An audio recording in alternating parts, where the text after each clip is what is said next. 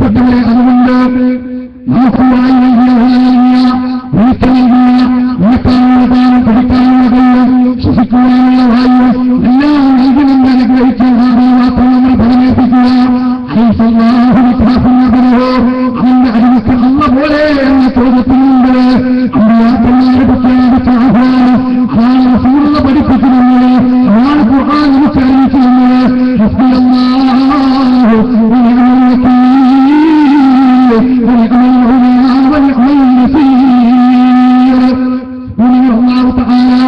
എന്റെ സഹായിയായ എനിക്ക് ഫലമേൽപ്പിക്കാനുള്ളത് അവൻ എത്ര ഉത്തമമായ വക്കീലാണ്. ഇതാണ് പ്രിയപ്പെട്ടവരെ അഭിനസനത്തിന്റെ ജമാഅത്തിന്റെ ആദർശം. എന്നാൽ ഇന്ന് മുസ്ലിം സമൂഹത്തിനുണ്ട് ഇവർ പറയുന്നത് എന്താണെന്നോ, ഈ ഇസ്തിഗാസ എന്ന ഈ ദുആവ് അല്ലെങ്കിൽ ഇസ്തിഗാസ എന്ന ഈ സഹായപ്രാർത്ഥന ഇതൊരിക്കലും തന്നെ ശിർക്കല്ല, ഇസ്ലാമിന്റെ ശരീരത്തിന് പുറത്തല്ല. എന്താ കാരണം? ഇത് ഇബാദത്തിലേക്ക് പോകുന്നത് എപ്പോൾ മാത്രമാണ് വിളിക്കപ്പെടുന്ന ശക്തി, വിളിക്കപ്പെടുന്ന വ്യക്തി പടച്ചു നമ്പുരാനെ പോലെയുള്ള ഗുണങ്ങൾ ഉണ്ടെന്ന് നമ്മൾ ചാർത്തുമ്പോഴാണ്. അഥവാ ഞാൻ ദുആ ചെയ്യുന്ന ഏതെങ്കിലും ഒരു വലിയ അല്ലെങ്കിൽ കബറി കിടക്കുന്ന ഇന്നായിരുന്ന ശൈഖ്, അല്ലെങ്കിൽ ഞാൻ ദുആ ചെയ്യുന്ന ഏതെങ്കിലും ഒരു മരം, ആ മരത്തിനോ അല്ലെങ്കിൽ ആ ശക്തിക്കോ അല്ലെങ്കിൽ ആ വ്യക്തിക്കോ സ്വമതീയത്തെ കൽപ്പിച്ചാൽ മാത്രമേ, സ്വയം പര്യാപ്തത കൽപ്പിച്ചാൽ മാത്രമേ അതിൽ ശരിക്കു വരികയുള്ളൂ. അതുപോലെ ദൈവപുത്രനാണെന്ന് ശ്രമിച്ചാലേ ശരിക്കു വരികയുള്ളൂ. അള്ളാഹുവിന്റെ വലിയാണെന്നും അള്ള കൊടുത്ത കൈവീര്യങ്ങളെ സഹായിക്കുകയാണെന്നും വിശ്വസിച്ചുകൊണ്ട് ഒരാൾ ഈ റസൂലുള്ളാഹി എന്നല്ല, യാ വലിയത്തല്ലാഹുവല്ലോ, യാ ഈസാ എന്ന് വിളിച്ചാൽ പോലും അത് ശരിക്കാവുകയില്ല എന്ന ഗൗരവമേറിയ ഒരു വ്യതിയാനത്തിലേക്കാണ്, ഒരു സന്ദേശത്തിലേക്കാണ് പ്രിയപ്പെട്ടവരെ രാജാഹളയിൽ ചേർത്തുകൊണ്ട് മുസ്ലിം ഉമ്മത്തിലെ ഈ പണ്ഡിതന്മാർ നയിച്ചുകൊണ്ടിരിക്കുന്നത്. ഇസുദ്ദീൻ കാമിൽ സഖാഫി എന്ന് പറയുന്ന ഒരു കൊല്ലം ജില്ലയിലെ സഖാഫിയുണ്ട്. സഖാഫി പട്ടം 5 കൊല്ലമാണ്. കാമിൽ എന്ന് പറയുന്നത് പിന്നെ 2 വർഷം പഠിച്ചിട്ടുണ്ടാക്കുന്നതാണ്. ഇത്രയൊക്കെ പഠിച്ചിട്ടും അഹ്ലുസുന്നത്തിന്റെ ജമാഅത്ത് പഠിപ്പിച്ച ലാ ഇലാഹ ഇല്ലല്ലാഹ് തനതായ രൂപത്തിൽ അറിയിച്ചു കൊടുക്കുന്നതിന് പകരം യഥാർത്ഥത്തിൽ പുതിയൊരു വാദം ഉന്നയിച്ചുകൊണ്ട് ലാ ഇലാഹ ഇല്ലല്ലാഹ് പ്രഖ്യാപിച്ചവരോട് അല്ലാഹുവിന്റെ പുറമെ ശക്തികളെ വിളിച്ച് തേടിക്കോളോ, അത് ശിർക്കല്ല എന്ന പ്രചരണം ഒരു മുഖാമുഖത്തിൽ ഒരു ചോദ്യകർത്താവ് ചോദിക്കുമ്പോൾ അതിന് മറുപടി നൽകുന്നു. ഒരു 4 മിനിറ്റ് കിട്ടിയാൽ അത് നിങ്ങൾ കൃത്യമായി ശ്രദ്ധിക്കുക. ഇവിടേക്കാണ് പണ്ഡിതന്മാർ അഹ്ലുസുന്നത്തിന്റെ ജമാഅത്തിന്റെ മറവിൽ വീണ്ടും ചേർത്തുകൊണ്ട് കൊണ്ടുപോകുന്നത് എന്ന് നിങ്ങൾക്ക് മനസ്സിലാവും. കേട്ടോളൂ. ഒരു കാര്യം കൂടി പറയാനുണ്ട്. ലാത്ത മുസ്ലിം അല്ലാത്തത് കൊണ്ടാണ്, അഥവാ ഔലിയാക്കളിൽ സ്വാലിഹീങ്ങളിൽ പെട്ടതല്ലാത്ത ആളല്ലാത്തത് കൊണ്ടാണ് അദ്ദേഹത്തിനോട് ചോദിക്കാൻ പാടില്ല എന്നാണ് താങ്കളുടെ അഭിപ്രായം. സൂറത്ത് നജ്മിന്റെ വിശദീകരണമായി ഫത്ഹുൽ ബാരിയിൽ ഇബ്നു ഹജർ അസ്കലാനി ബുഖാരിയുടെ ഹദീസിന്റെ വിശദീകരണമായി ഇബ്നു ഹജർ അസ്കലാനി ഫത്ഹുൽ ബാരിയിൽ 16-ാമത്തെ വാല്യത്തിൽ അതിന് വ്യക്തമായി വിശദീകരണം കൊടുത്തിട്ടുണ്ട്. റിജാലിൻ സ്വാലിഹീൻ എന്ന് പറഞ്ഞുകൊണ്ട് ലാത്തയെ സ്വാലിഹീനിൽപ്പെട്ട ആളായിരുന്നു എന്ന് ഇബ്നു ഹജർ അസ്കലാനി അതിനെക്കുറിച്ച് രേഖപ്പെടുത്തിയിട്ടുണ്ട്. അപ്പോൾ നിങ്ങൾ ലാത്ത മുസ്ലിമല്ല അല്ലെങ്കിൽ ഗുരുവായൂരപ്പന്റെ കൂട്ടത്തിലാണ് എന്ന് പറഞ്ഞുകൊണ്ട് നിങ്ങൾക്ക് തള്ളിക്കളയാൻ പറ്റില്ല. ഒരു മുസ്ലിം ഈ ലാത്തയ്ക്ക് താങ്കൾ പറഞ്ഞതുപോലെ സമതിയത്ത് അല്ലാഹുവിനെ മാത്രമാണെന്ന് വിശ്വസിച്ചുകൊണ്ട്, ഈ ലാത്ത ഒരു ഔലിയ ഒരു സ്വാലിഹീനിൽപ്പെട്ട ആളാണെന്ന് വിശ്വസിച്ചുകൊണ്ട്, ഒരു വലിയാണെന്ന് വിശ്വസിച്ചുകൊണ്ട് ഒരു മുസ്ലിം സഹായം തേടിയാൽ അത് ശിർക്കാകുമോ അല്ലയോ എന്ന് മാത്രമാണ് എന്റെ ചോദ്യം. നിങ്ങൾ അതിനെപ്പറ്റി നോക്കാമില്ല. ഇബ്നു ഹജർ അസ്കലാനി അവിടെ 3 അഭിപ്രായം പറഞ്ഞിട്ടുണ്ട്. നിങ്ങൾ പറഞ്ഞത് അത് കേവലം ദുർബലമായ ഒരു അഭിപ്രായമാണ്. അത് 3 അഭിപ്രായം കയ്യില ഇങ്ങനെ അഭിപ്രായങ്ങളുണ്ട് എന്ന് പറഞ്ഞ അഭിപ്രായങ്ങൾ. ഒന്ന്, വിഗ്രഹത്തിന്റെ പേരാണ് അസ്നാമി, വിഗ്രഹങ്ങളുടെ പേരാകുന്നു എന്ന് ഫത്ഹുൽ ബാരിയിലുണ്ട്. പിന്നെ പറഞ്ഞൊരു കാര്യമാണ്, ഇങ്ങനെ കുറെ നല്ലവരാകുന്ന സാലിഹ്യങ്ങളുണ്ട്, ആ സാലിഹ്യങ്ങളുടെ പേരും ആണെന്ന് അഭിപ്രായമുണ്ട് എന്നാണ് ഫത്ഹുൽ ബാരിയിലുള്ളത്. ആയിക്കോട്ടെ, അഭിപ്രായം എടുക്കുകയാണെങ്കിൽ ഫത്ഹുൽ ബാരിയിൽ പറഞ്ഞ ഔലിയാക്കന്മാരുടെ പേരാണ് എന്ന അഭിപ്രായം എടുക്കുകയും അങ്ങനൊരു ഒലിയുണ്ടെന്ന് ഞാൻ ഉറച്ചു വിശ്വസിക്കുകയും ആ ഒലി എന്ന നിലയിൽ അല്ലാഹു സുബ്ഹാനഹു വ തആല അദ്ദേഹത്തിന് സഹായിക്കുവാൻ കഴിവ് കൊടുത്തുണ്ടെന്ന വിശ്വാസത്തോടെ ബഹുമാനപ്പെട്ട ലാത്ത എന്ന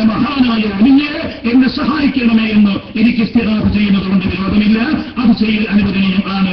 ആ വിശ്വാസപ്രകാരം ചെയ്യുന്നത് കൊണ്ട് വിരോധമില്ല. ഇതുപോലെ ഇവിടുത്തെ ക്രിസ്ത്യാനികൾ ഈസാ നബി അലൈഹിസ്സലാമിനെ ആരാധിക്കുന്നു. ഇവിടുത്തെ മുസ്ലിമീങ്ങളായ നാം ഈസാ നബിയെ പേര് വെക്കുമ്പോൾ അലൈഹിസ്സലാം എന്ന് പറയുന്നു. ഞാൻ ഈസാ നബിയോട് സഹായം ചോദിക്കുന്നു, ഓ ഈസാ നബിയെ, നബിയുല്ലാഹി ഈസാ, യാ നബിയുല്ലാഹി ഈസാ, ഓ ഈസാ നബി അലൈഹിസ്സലാമാവുന്ന അല്ലാഹുവിന്റെ പ്രവാചകരെ എന്നെ സഹായിക്കണമേ എന്ന് ഞാൻ സഹായം ചോദിച്ചാൽ അതെനിക്ക് ധാർമ്മമുള്ളതാണ്, അതെനിക്ക് ബാധ്യതയുള്ളതാണ്. ആ ചോദ്യം കൊണ്ട് ഞാൻ കുഫ്റാകുന്നില്ല, ഞാൻ ശിർക്കാകുന്നില്ല. ഞാൻ ഒന്നാമത് ഇസ്തിഗാസയും ഇസ്തിആനത്തുമായി നടത്തിയത് ബഹുമാനപ്പെട്ട ഈസാ നബി അലൈഹിസ്സലാം എന്നെ സഹായിക്കുമെന്ന് ഞാൻ ഉറച്ചു വിശ്വസിക്കുന്നു. നേരെ മറിച്ച് സഹോദര മതസ്ഥരായ ആളുകൾ ഈസാ നബി അലൈഹിസ്സലാമിനെ കർത്താവായ യേശു എന്നും ദൈവപുത്രനായ യേശു എന്നും വിശ്വസിക്കുന്നു. ആ വിശ്വാസം വെച്ചുകൊണ്ട് സഹായാർത്ഥന നടത്തിയാൽ അത് ശിർക്കാണ്, അത് കുഫ്റാണ്. അപ്പോൾ ആരോട് ചോദിക്കുന്നു എന്നതല്ല, അതിന്റെ യാഥാർത്ഥ്യവും വിളിക്കുന്നതിന്റെ വിശ്വാസവും കൂടി നാം കൂട്ടിച്ചേർക്കേണ്ടതുണ്ട്. അപ്പോൾ ഈസാ നബി അലൈഹിസ്സലാമിനെ യാ നബി അല്ലാഹു ഈസാ, അല്ലെങ്കിൽ മറിയം ബീവി റളിയല്ലാഹു അൻഹാ, മറിയം ബീവിയെ ഇവിടുത്തെ ഇതര സഹോദര മതസ്ഥരാകുന്ന ക്രിസ്ത്യാനികൾ മറിയം ബീവിയെ ദൈവപുത്രയായി മാതാവായ ദൈവമെന്നുമൊക്കെ ഇവർ പറയുന്നു. അങ്ങനെ ദൈവീക സങ്കല്പം വെച്ചുകൊണ്ട് ക്രിസ്ത്യാനികൾ വിളിക്കുന്ന രൂപത്തിൽ വിളിച്ചാൽ ആ വിളി ശിർക്കാണ്. നേരെ മറിച്ച് മറിയം, ഓമാഹുവിന്റെ വലിയത്തായ മറിയം ബീവിയെ എന്നെ സഹായിക്കണമേ എന്ന് ഞാൻ വിളിച്ചാൽ അതെനിക്ക് ഇസ്തിഗാസയാണ്, അതെന്റെ ധാർമ്മികമായ തൗഹീദിന്റെ പരിധിക്ക് പെടുന്നതാണ്. ഇതുപോലെ ലാത്ത വലിയുല്ലാഹി എന്ന ഖൗല് പ്രകാരം, ലാത്ത അല്ലാഹുവിന്റെ വലിയ എന്ന മഹാത്മാവെന്ന ഖൗല് പ്രകാരം ആ ചരിത്രം ബോധ്യപ്പെട്ടുകൊണ്ട് യഥാർത്ഥ വലിയെന്ന് കണ്ടെത്തി ഞാൻ അദ്ദേഹത്തോട് സഹായം ചോദിച്ചാൽ അത് തൗഹീദിന്റെ പരിധിയിൽ പെടുന്ന സഹായമാണ്. ആ സഹായം കൊണ്ട് വിളിച്ചാൽ ഒരിക്കലും തൗഹീദിന് പുറത്തു പോകുന്ന പ്രശ്നം ഇല്ലേ ഇല്ല. ഇവിടെ എത്തി ഈ സമൂഹത്തിൽ നയിക്കുന്ന പണ്ഡിതന്മാരുടെ വ്യതിയാണ്. 1400 ചില്ലാന കൊല്ലങ്ങൾക്ക് മുമ്പ് മുഹമ്മദ് മുസ്തഫ സല്ലല്ലാഹു അലൈഹി വസല്ലം കടന്നു വരുമ്പോൾ അവിടെ സമൂഹത്തിലുണ്ടായിരുന്ന ശിർക്ക് എന്താണ്, ആ ശിർക്കിനെ അങ്ങനെ തന്നെ മുസ്ലിം സമൂഹത്തിലേക്ക് കൊണ്ടുവരാനാണ് ഇപ്പോൾ അവർ ശ്രമിക്കുന്നത്. കാരണം മറിയം അലൈഹിസ്സലാത്തു വസ്സലാമിനെയും അതുപോലെ ഈസാ നബി അലൈഹിസ്സലാത്തു വസ്സലാമിനെയും അതുപോലെ ഖുർആൻ പേരെടുത്തുന്ന യാത്രക്കുറിച്ച പോലെയുള്ള ഔലിയാക്കന്മാരെയൊക്കെ നമുക്ക് വിളിക്കാം, അവരോട് ഇസ്തിഗാസ ചെയ്യാം, പ്രാർത്ഥിക്കാം. എന്തൊരു വാങ്ങിണ്ടെങ്കിൽ അവരൊന്നും സ്വയം പര്യാപ്തരല്ല, അല്ലാഹു കൊടുത്ത കഴിവിൽ നിന്ന് സഹായിക്കുന്നവരാണ് എന്ന അർത്ഥത്തിൽ നമുക്ക് വിളിക്കാം. അവർക്ക് അല്ലാഹു സുബ്ഹാനഹു വ തആലയെ പോലെ കാണുന്നവരാണ്, കേൾക്കുന്നവരാണ്, അറിയുന്നവരാണ് എന്ന് വിശ്വസിച്ചുകൊണ്ട് ചോദിച്ചാലേ ആ വിഭാഗത്ത് ആ ഇസ്തിഗാസ ശിർക്കാവുകയുള്ളൂ എന്നാണ് ഇവർ പറഞ്ഞതെങ്കിൽ പ്രിയപ്പെട്ട സഹോദരങ്ങളെ, പിന്നെ എന്തിനാണ് ബദറുണ്ടായത്, പിന്നെ എന്തിനാണ് ഉഹദുണ്ടായത്, പിന്നെ എന്തിനാണ് ഖൈബറുണ്ടായത്, എന്തിനാണ് ഖന്ദഖുണ്ടായത്, പിന്നെ എന്തിനാണ് ഹുനൈനുണ്ടായത്? കാരണം ഇവിടെ മക്കയിലുണ്ടായിരുന്ന മുശ്രിക്കുകളെ അല്ലാഹു സുബ്ഹാനഹു വ തആലയെ പോലെ സ്വയം പര്യാപ്തരാണ് ഇബ്രാഹിം നബിയെന്നോ ഇസ്മാഈൽ നബി അലൈഹിസ്സലാത്തു വസ്സലാമെന്നോ യാത്രമനാത്ത ഔലിയാക്കളെന്നോ അവർ വിശ്വസിച്ചിട്ടില്ല. മറിച്ച് അവർ വിശ്വസിച്ചതെന്താണ്? ഇമാം മുസ്ലിം ഉദ്ധരിക്കുന്ന സ്വഹീഹായ ഹദീസിൽ അവർ ഹജ്ജിന്റെ വേളയിൽ റസൂലുള്ളാഹി വരുന്നതിനും അവർ ഹജ്ജുണ്ടല്ലോ, ആ മക്കത്തെ മുശ്രിക്കിന്റെ ഹജ്ജ് കഅബാലയത്തിലേക്ക് വരുമ്പോൾ അവർ ചൊല്ലിയിരുന്ന തൽബിയത്തിനെ പറ്റി ഹദീസിലാണ് ലബ്ബൈക അല്ലാഹുമ്മ ലബ്ബൈക. മക്കത്തെ മുശ്രിക്ക് വിളിച്ചു പറയുകയാണ്, ഞാനാണെന്റെ വിളിക്കുത്തരം കേട്ടില്ല, കഅബാലയത്തിന്റെ മുറ്റത്ത് വന്നിരിക്കുമ്പോൾ ലബ്ബൈക ലാ ശരീക ലക ലബ്ബൈക, നിനക്ക് ഒരു തരം പങ്കുകാരനില്ല റബ്ബേ, ഒരു കൂറുകാരൻ നിനക്കില്ല റബ്ബേ. ഓ, അപ്പോൾ തൗഹീദായോ? ആ പ്രഖ്യാപനം തൗഹീദിന്റെ പ്രഖ്യാപനമാണ്. പക്ഷേ അവിടെ നിർമ്മിക്കുന്നെങ്കിൽ തൗഹീദിന്റെ പ്രഖ്യാപനമായി പറഞ്ഞു പറയാം. പൂർണ്ണമായി മുസ്ലിമാണെങ്കിൽ അശ്ഹദു അല്ലാ ഇലാഹ ഇല്ലല്ലാഹ് പ്രഖ്യാപിക്കാം. പക്ഷേ റസൂലുള്ളാഹി സ്വഹാബത്തും പറഞ്ഞ ആ തൽബിയത്തിന്റെ ഒരു ഭാഗം അവർ പ്രഖ്യാപിച്ചു, നിനക്കൊരു പങ്കുകാരനില്ല റബ്ബേ. എന്നിട്ട് നാം പിന്നെ ശിർക്കിലേക്ക് പോകുന്നു. ഇല്ലാ ശരീകൻ ഹുവ, ഒരു പങ്കുകാരനുണ്ട്, അവൻ നിനക്കുള്ളതാണ്, അത് നീ ഉടമപ്പെടുത്തിയതാണ്, നീ ഉടമപ്പെടുത്തിയ നിന്റെ പങ്കുകാരന് സ്വയം പര്യാപ്തമല്ല, സമീപത്തിൽ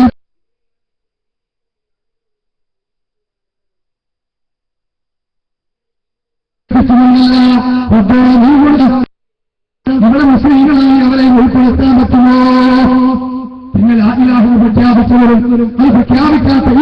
നിസ്കാരം എവിടെയാണ് വേർതിരിയുന്നത്?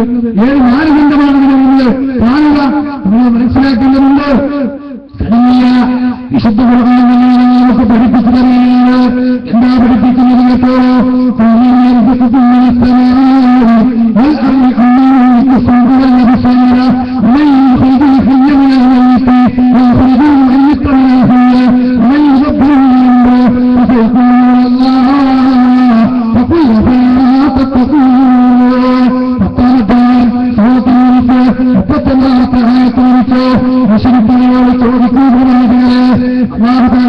എന്താ ചോദിക്കേണ്ടത്? നിങ്ങൾക്ക് ഭക്ഷണം നൽകുന്നവൻ ആരാണ്? പേടിയും കാഴ്ചയും അധീനമാക്കുന്നവൻ ആരാണ്? നിർജീവമായ അവസ്ഥയിൽ നിന്നും ജീവനുള്ളതിനെ കൊണ്ടുവരുന്നവൻ ആരാണ്? ആ ജീവനുള്ളതിനെ നിർജീവമാക്കുന്നവൻ ആരാണ്? അങ്ങനെ നീ ചോദിക്കപ്പെട്ടാൽ ഇതൊക്കെ ആരാണെന്ന് ചോദിച്ചാൽ, കാര്യങ്ങളൊക്കെ നിയന്ത്രിക്കുന്നവൻ ആരാണെന്ന് ചോദിച്ചാൽ അവർ പറയുന്നത് അതൊക്കെ അള്ളാഹു തന്നെയാണ് എങ്കിൽ പറ്റുന്ന ചോദിക്കുന്നത് എന്നിട്ടും എന്തുകൊണ്ട് നിങ്ങൾ അതാണ് സൂക്ഷിക്കുന്നില്ല? തുറക്കങ്ങൾ പറഞ്ഞിട്ടും എന്താ നിങ്ങൾ സൂക്ഷിക്കാത്തത്? ഇത് മാത്രമല്ല പ്രിയപ്പെട്ടവരെ, അത് വേറെ ദൈവിക സഭയില് അവരൊരു അള്ളാഹെ സ്ഥാപിച്ചിരുന്നു. ആ അള്ളാഹെ പറ്റിയാണ് അവർ പറഞ്ഞത് എന്ന് പറഞ്ഞുകൊണ്ട് കഴിയുന്നു. ഈ മുന്നേർക്കാർ ചെന്നൈയിലെ നടത്തപ്പെട്ട സന്താനത്തോടും സുഖമാസക്കാപ്പി മാനിയേക്ക് ഏകസക്കാപ്പി കോട്ടൂരും ശ്രമിച്ചവര് സന്താന സന്താനങ്ങൾക്ക് മനസ്സിലാകും. എന്നാൽ അവര് ആ സുഖത്തിന്റെ ഭാഗമല്ലോ ഇത് ചിതർപ്പിട്ടാണ്, ചീട്ടുപെട്ടാണ്, അവരൊറ്റത്തിന് പൊട്ടുമെന്നുള്ളത് ആയത്തിന് വേണ്ടി നമുക്ക് ബോധ്യപ്പെടുകയാണ്. കേട്ടോളൂ, 23-ാമത്തെ സൂറത്തിലെ കുറിച്ച് 63-ാമത്തെ ആയത്ത് ആകാശത്തിൽ നിങ്ങൾക്ക് ഇടലകുന്നവൻ ആരാണെന്നവരെ ചോദിക്കാൻ ജീവനായ വരണ്ട ഭൂമിയെ സജീവമാക്കുന്നവരാണെന്ന് ചോദിച്ചാൽ അവർ പറയുന്നത് കൂടുന്ന അവസ്ഥ അള്ള തന്നെയാണ്. മുഹമ്മദെ തർക്കമില്ല. ഇത് വേറെ ഒരു ദൈവിക സഭയില് അവരാരാധിക്കുന്ന അള്ളയാണ്. ഖുർആനിൽ പറഞ്ഞ അള്ളയല്ല, റസൂൽ പഠിപ്പിച്ച അള്ളയല്ല എന്ന ദുർവ്യാഖ്യാനമുള്ളൂ. എങ്കിൽ ഖുർആനിന്റെ മുമ്പിൽ പിടിച്ചു നിൽക്കാൻ പറ്റില്ല. തൊട്ടടുത്ത ആയത്തെ വാദത്തെ പൊളിച്ചുകളയുകയാണ്. ഇതിൽ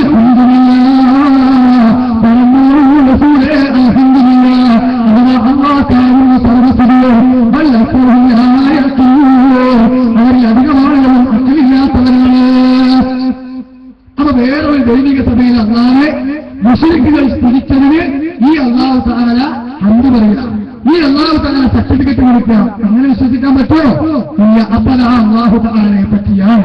പക്ഷേ അവരിൽ സംഭവിച്ച വ്യതിയാനം അവർ അല്ലാഹുവിനെ കണക്കാക്കേണ്ട രൂപത്തിൽ കണക്കാക്കിയില്ല. അനാവശ്യമായ വ്യക്തമായി പറയുന്നുണ്ട്.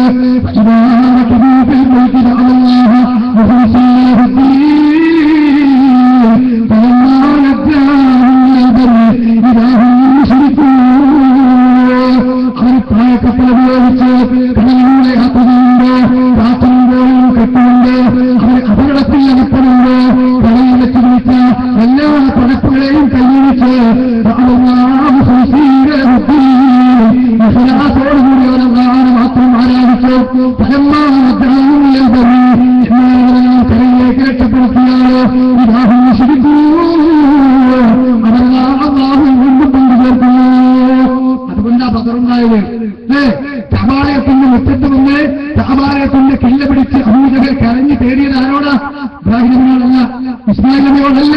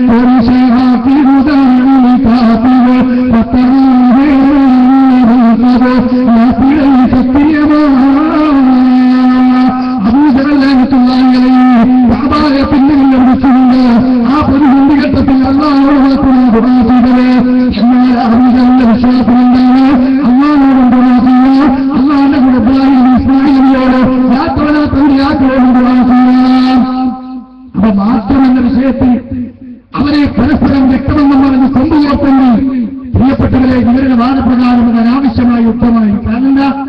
എല്ലാം അള്ളാഹുവാണ് ചെയ്തതെന്ന് വിശ്വസിച്ചിട്ടല്ലേ ആ അള്ളാഹു പങ്കുചേർക്കപ്പെട്ടവരാണ് അവർ. അതുകൊണ്ട് ഈ വിശ്വാസം യഥാർത്ഥത്തിൽ മക്കാമുസ്ലിക്കളുടെ പാരമ്പര്യത്തിലേക്കാണ് പോകുന്നതെന്ന് മാത്രമല്ല, അങ്ങനെ നാം തൗഹീദും ശിർക്കും വേർതിരിക്കാൻ വേണ്ടി ഒരു പുതിയ ലാ ഇലാഹ ഇല്ലല്ലാഹ് പുതിയ വ്യാഖ്യാനം കൊണ്ടുവന്നാൽ ഇവിടെയുള്ള അമുസ്ലിം സഹോദരങ്ങൾ ബഹുദൈവ ആരാധകരാണെന്ന് പറയാൻ പറ്റില്ല. അതെന്താ? അവരും രണ്ട് ദൈവങ്ങളെന്ന് വിശ്വസിക്കുന്നില്ല. അവരും ആരാധിക്കുന്ന പ്രാർത്ഥിക്കുന്ന മൂർത്തികൾ ദൈവത്തിന്റെ കഴിവ് നൽകപ്പെട്ട ശക്തികളാണെന്നും ആ ദൈവത്തിലേക്ക് അടുക്കാനുള്ള മധ്യവർത്തികളാണെന്നും അവർ വിശ്വസിക്കുന്നത്. അപ്പൊ ആ വിശ്വാസപ്രകാരം ഏത് കുട്ടിയോട് ചോദിച്ചാലും അത് തൗഹീദാണ്, ശിർക്കാവുകയില്ല എന്നാണ് പറഞ്ഞെങ്കിൽ മൂവാലും മാസ്റ്റർ എന്ന കേസരി പത്രത്തിന്റെ നേരക്ക് അതുപോലെ തന്നെ വിശ്വഹിന്ദു പരിഷത്തിന്റെ അതുമായി ബന്ധപ്പെട്ടുകൊണ്ടൊക്കെ പ്രവർത്തിക്കുന്ന ആ പിന്നെ മുസ്ലിം സഹോദരങ്ങളുടെ പ്രബോധന മേഖലയിൽ വിശ്വാസമായി അതുപോലെ തന്നെ മുസ്ലിം പിന്നെ പണ്ഡിതന്മാരുമായൊക്കെ അവരുടെ ആശയങ്ങൾ സംവാദം നടത്തുന്ന ആളാണ്. അതുകൊണ്ട് അവരെ പറയാൻ അവരുടെ വിശ്വാസമുണ്ട്. ഞങ്ങൾ ഒരിക്കലും തന്നെ വിഗ്രഹാരാധകർ ബഹുദൈവാരാധകർ എന്ന് പറയരുത്. അല്ല, ഞങ്ങൾ ബഹുദൈവാരാധകരല്ല, ഞങ്ങൾ ഏകദൈവാരാധകരാണ് എന്നാണ്. ഏകദൈവ വിശ്വാസക്കാരാണ് എന്നാണ്. ഏകദൈവാരാധകർ ഏകദൈവ വിശ്വാസക്കാരാണ്. കാരണം ഞങ്ങൾ അല്ലാഹു സുബ്ഹാനഹു വ തആലയിലേക്ക് അടുക്കാൻ ഈ മധ്യവർത്തികൾ ഉപയോഗിക്കുന്നേ ഉള്ളൂ. അപ്പൊ യഥാർത്ഥത്തിൽ ഇവിടെ ഈ സഖാബ് പറഞ്ഞ വാദപ്രകാരം എന്തായി? പ്രിയപ്പെട്ടവരെ, ഈ ലാ ഇലാഹ ഇല്ലല്ലാഹ് വിശ്വസിച്ച് നമ്മളും ഈ വിശ്വാസത്തിൽ ജീവിക്കുന്നവരും നന്നായി.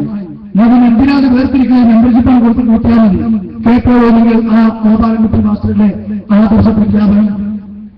വിഗ്രഹത്തെ ആരാധിക്കുക എന്നുള്ളത് യഥാർത്ഥത്തിൽ ഹിന്ദു സമൂഹത്തിലും ഇല്ല എന്നുള്ളതാണ് സത്യം. അത് വിഗ്രഹമാണ് എന്ന പൂർണ്ണ ബോധത്തോടെ, കല്ലാണെങ്കിൽ കല്ല്, മരമാണെങ്കിൽ മരം എന്നുള്ള അറിവോടുകൂടി തന്നെയാണ് ആ വിഗ്രഹത്തെ ഹിന്ദുക്കൾ സമീപിക്കുന്നത്. അപ്പൊ ഹിന്ദുക്കൾ വിഗ്രഹത്തെ അല്ല ആരാധിക്കുന്നത്. അതുകൊണ്ട് വിഗ്രഹാരാധകന്മാരെന്ന് പറയുന്നതിൽ അർത്ഥവുമില്ല. നിരാകാരനും നിർഗുണനും അസ്പൃശ്യനും അദൃശ്യനും എല്ലാമായ ഈശ്വരനെ ചില സമൂഹങ്ങൾക്കോ വ്യക്തികൾക്കോ വിഭാവനം ചെയ്യാൻ സാധിക്കാതെ വരുമ്പോൾ പ്രതീകാത്മകമായ ചില വസ്തുതകളെ സ്വീകരിച്ചുകൊണ്ട് അതിലൂടെ അവർ ഈശ്വരാരാധന നടത്തുന്നത് മാത്രം. പക്ഷേ ഈശ്വരാരാധന ചെയ്യുന്നത് ആ വിഗ്രഹത്തെയല്ല. ആ വിഗ്രഹം ഈശ്വരനാണെന്ന് ധരിച്ചുകൊണ്ടല്ല. അത് ചീത്തയാകുമ്പോൾ മാറ്റുകയും അല്ലെങ്കിൽ അത് ഉപേക്ഷിക്കുകയും ചെയ്യും. പുതിയ വിഗ്രഹങ്ങൾ കൊണ്ടുവരും.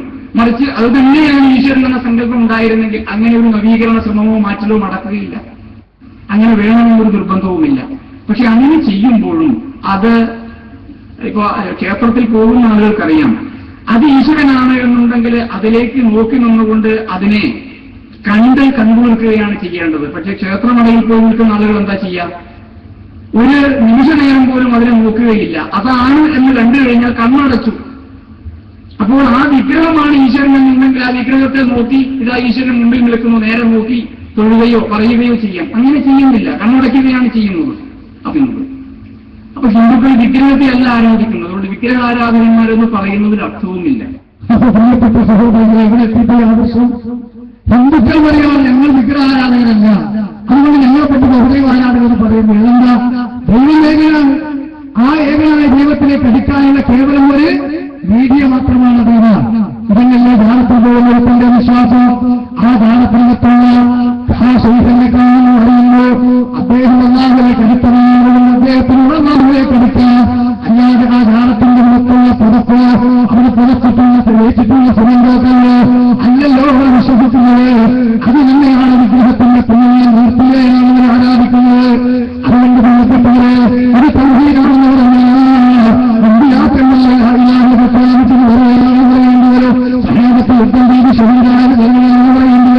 അപ്പോൾ ഇവിടെ പറഞ്ഞായ ആ പാരമ്പര്യ ശുൽക്കല നിലനിർത്താനോ അമ്പിയാക്കന്മാർ കൊണ്ടുവന്ന തൗഹീദിനെ തച്ചുടക്കാനോ പ്രവർത്തിക്കുന്ന പ്രവർത്തനമാണ് അതിന് സുന്നത്തിന്റെ കുപ്പായിട്ടുകൊണ്ടുള്ള നടക്കുന്നതെന്ന് ഞാൻ വെറുതെ പറഞ്ഞതല്ല. രേഖകളും കൃത്യമായി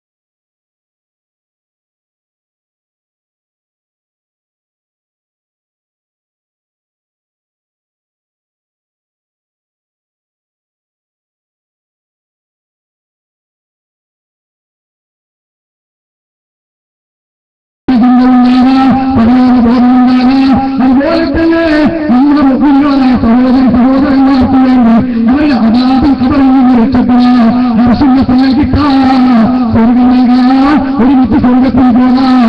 നിങ്ങൾ കബർ സിയാറത്ത് ചെയ്ത് അവർക്ക് വേണ്ടി അല്ലാഹുവോട് ദുആ ചെയ്യാം. എന്നാൽ ഇന്ന് നമ്മുടെ സമൂഹത്തിൽ നടക്കുന്ന കബർ സിയാറത്ത് ഈ പറഞ്ഞ കബർ സിയാറത്തല്ല, അത് കബറാളിയിൽ നിന്ന് ഈ രൂപത്തിൽ സഹോദരങ്ങള് കാര്യകാരണ ബന്ധങ്ങൾക്ക് അതീതമായി അഭൗതികമായ മാർഗത്തിലൂടെ വിശ്വാസം അർപ്പിച്ചുകൊണ്ടുള്ള ചോദ്യമാണ്. ഈ ചോദ്യം അല്ലാഹുവിന് മാത്രമേ നൽകാവൂ. കാരണം അഭൗതികമായി നമ്മെ സഹായിക്കുക, കാര്യകാരണ ബന്ധങ്ങൾക്ക് അതീതമായി നമ്മെ ഉപദ്രവിക്കുക, ആകാശങ്ങളെ ഭൂമിയിൽ സൃഷ്ടിച്ച പലതരത്തിന് മാത്രമേ കഴിയൂ. ഇത് ചെന്നിന് കഴിയില്ല, നിനക്കിന് കഴിയില്ല, മുന്നടന്നു പോയ ആളുകൾക്ക് കഴിയില്ല, ജീവിച്ചിരിക്കുന്നവർക്കും മരിച്ചവർക്കും കഴിയില്ല. ഇത് അല്ലാഹു മാത്രമേ കഴിയുകയുള്ളൂ.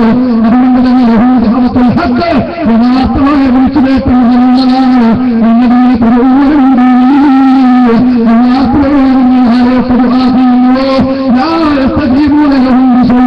ഒന്നും തന്നെ അവർ നിങ്ങൾക്ക് ചെയ്തു തരുന്നില്ല. അല്ലാഹു തആല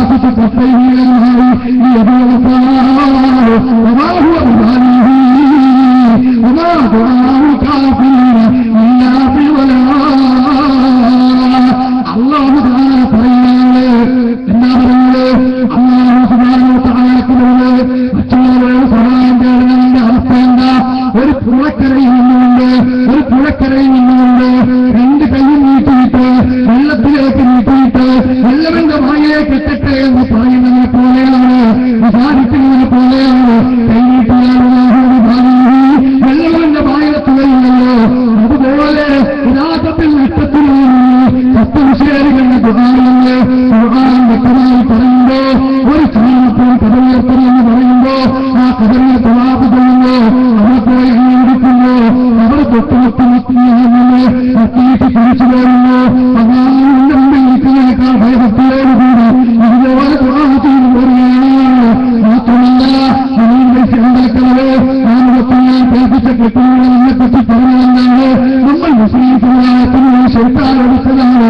ശരിക്ക് കടന്നു വന്നുകൊണ്ട് ഉത്തരവെത്തിക്കൊണ്ട് മുസ്ലിക്കാക്കാൻ എന്നതാണ്. അല്ല പ്രിയപ്പെട്ട വ്യക്തമായ ശൈത്യങ്ങളെ കടന്ന് പന്തലിച്ച് സൃഷ്ടിച്ച് കാലിച്ച് കേരളത്തിലെ തൊട്ടുകാണിക്കാവുന്ന ശൈത്യങ്ങളുണ്ടല്ലോ. ഇതിനുവേണ്ടി പ്രവർത്തിക്കുന്നവരാണ് നമ്മള്, ഇതിനെതിരെ പ്രവർത്തിക്കുന്നവരാണ് നമ്മള്. ഈ ശൈത്യനെ തുറച്ചു നീക്കാൻ വേണ്ടിയിട്ട് അഹോരാത്രം പണിപ്പെടുന്നവരാണ് നമ്മള്. അതുകൊണ്ട് തന്നെ ശാരീരികമായും സാമ്പത്തികമായും പ്രിയപ്പെട്ട സഹോദരങ്ങളെ ഈ മേഖലയിൽ നമ്മൾ പ്രത്യേകം ഈ സമയത്ത് സഹകരിക്കേണ്ടതാണ്.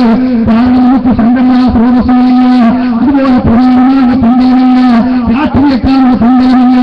ഈ പൊതുസംഘം ഇവര് പ്രതിസന്ധികൾ അകത്തും പുറത്തും സ്വീകരിച്ചുകൊണ്ട് പ്രയാസങ്ങളിലൂടെ മുന്നോട്ട് പോകുമ്പോൾ നമ്മൾ ഓരോരുത്തരും മുന്നാൾ കഴിയുന്ന സംഭാവനകൾ നൽകിക്കൊണ്ട് ഈ പ്രവർത്തനത്തെ നിലനിർത്താൻ ശ്രദ്ധിക്കണമെന്ന സാമൂഹികമായി ഉയർത്തുകയാണ്.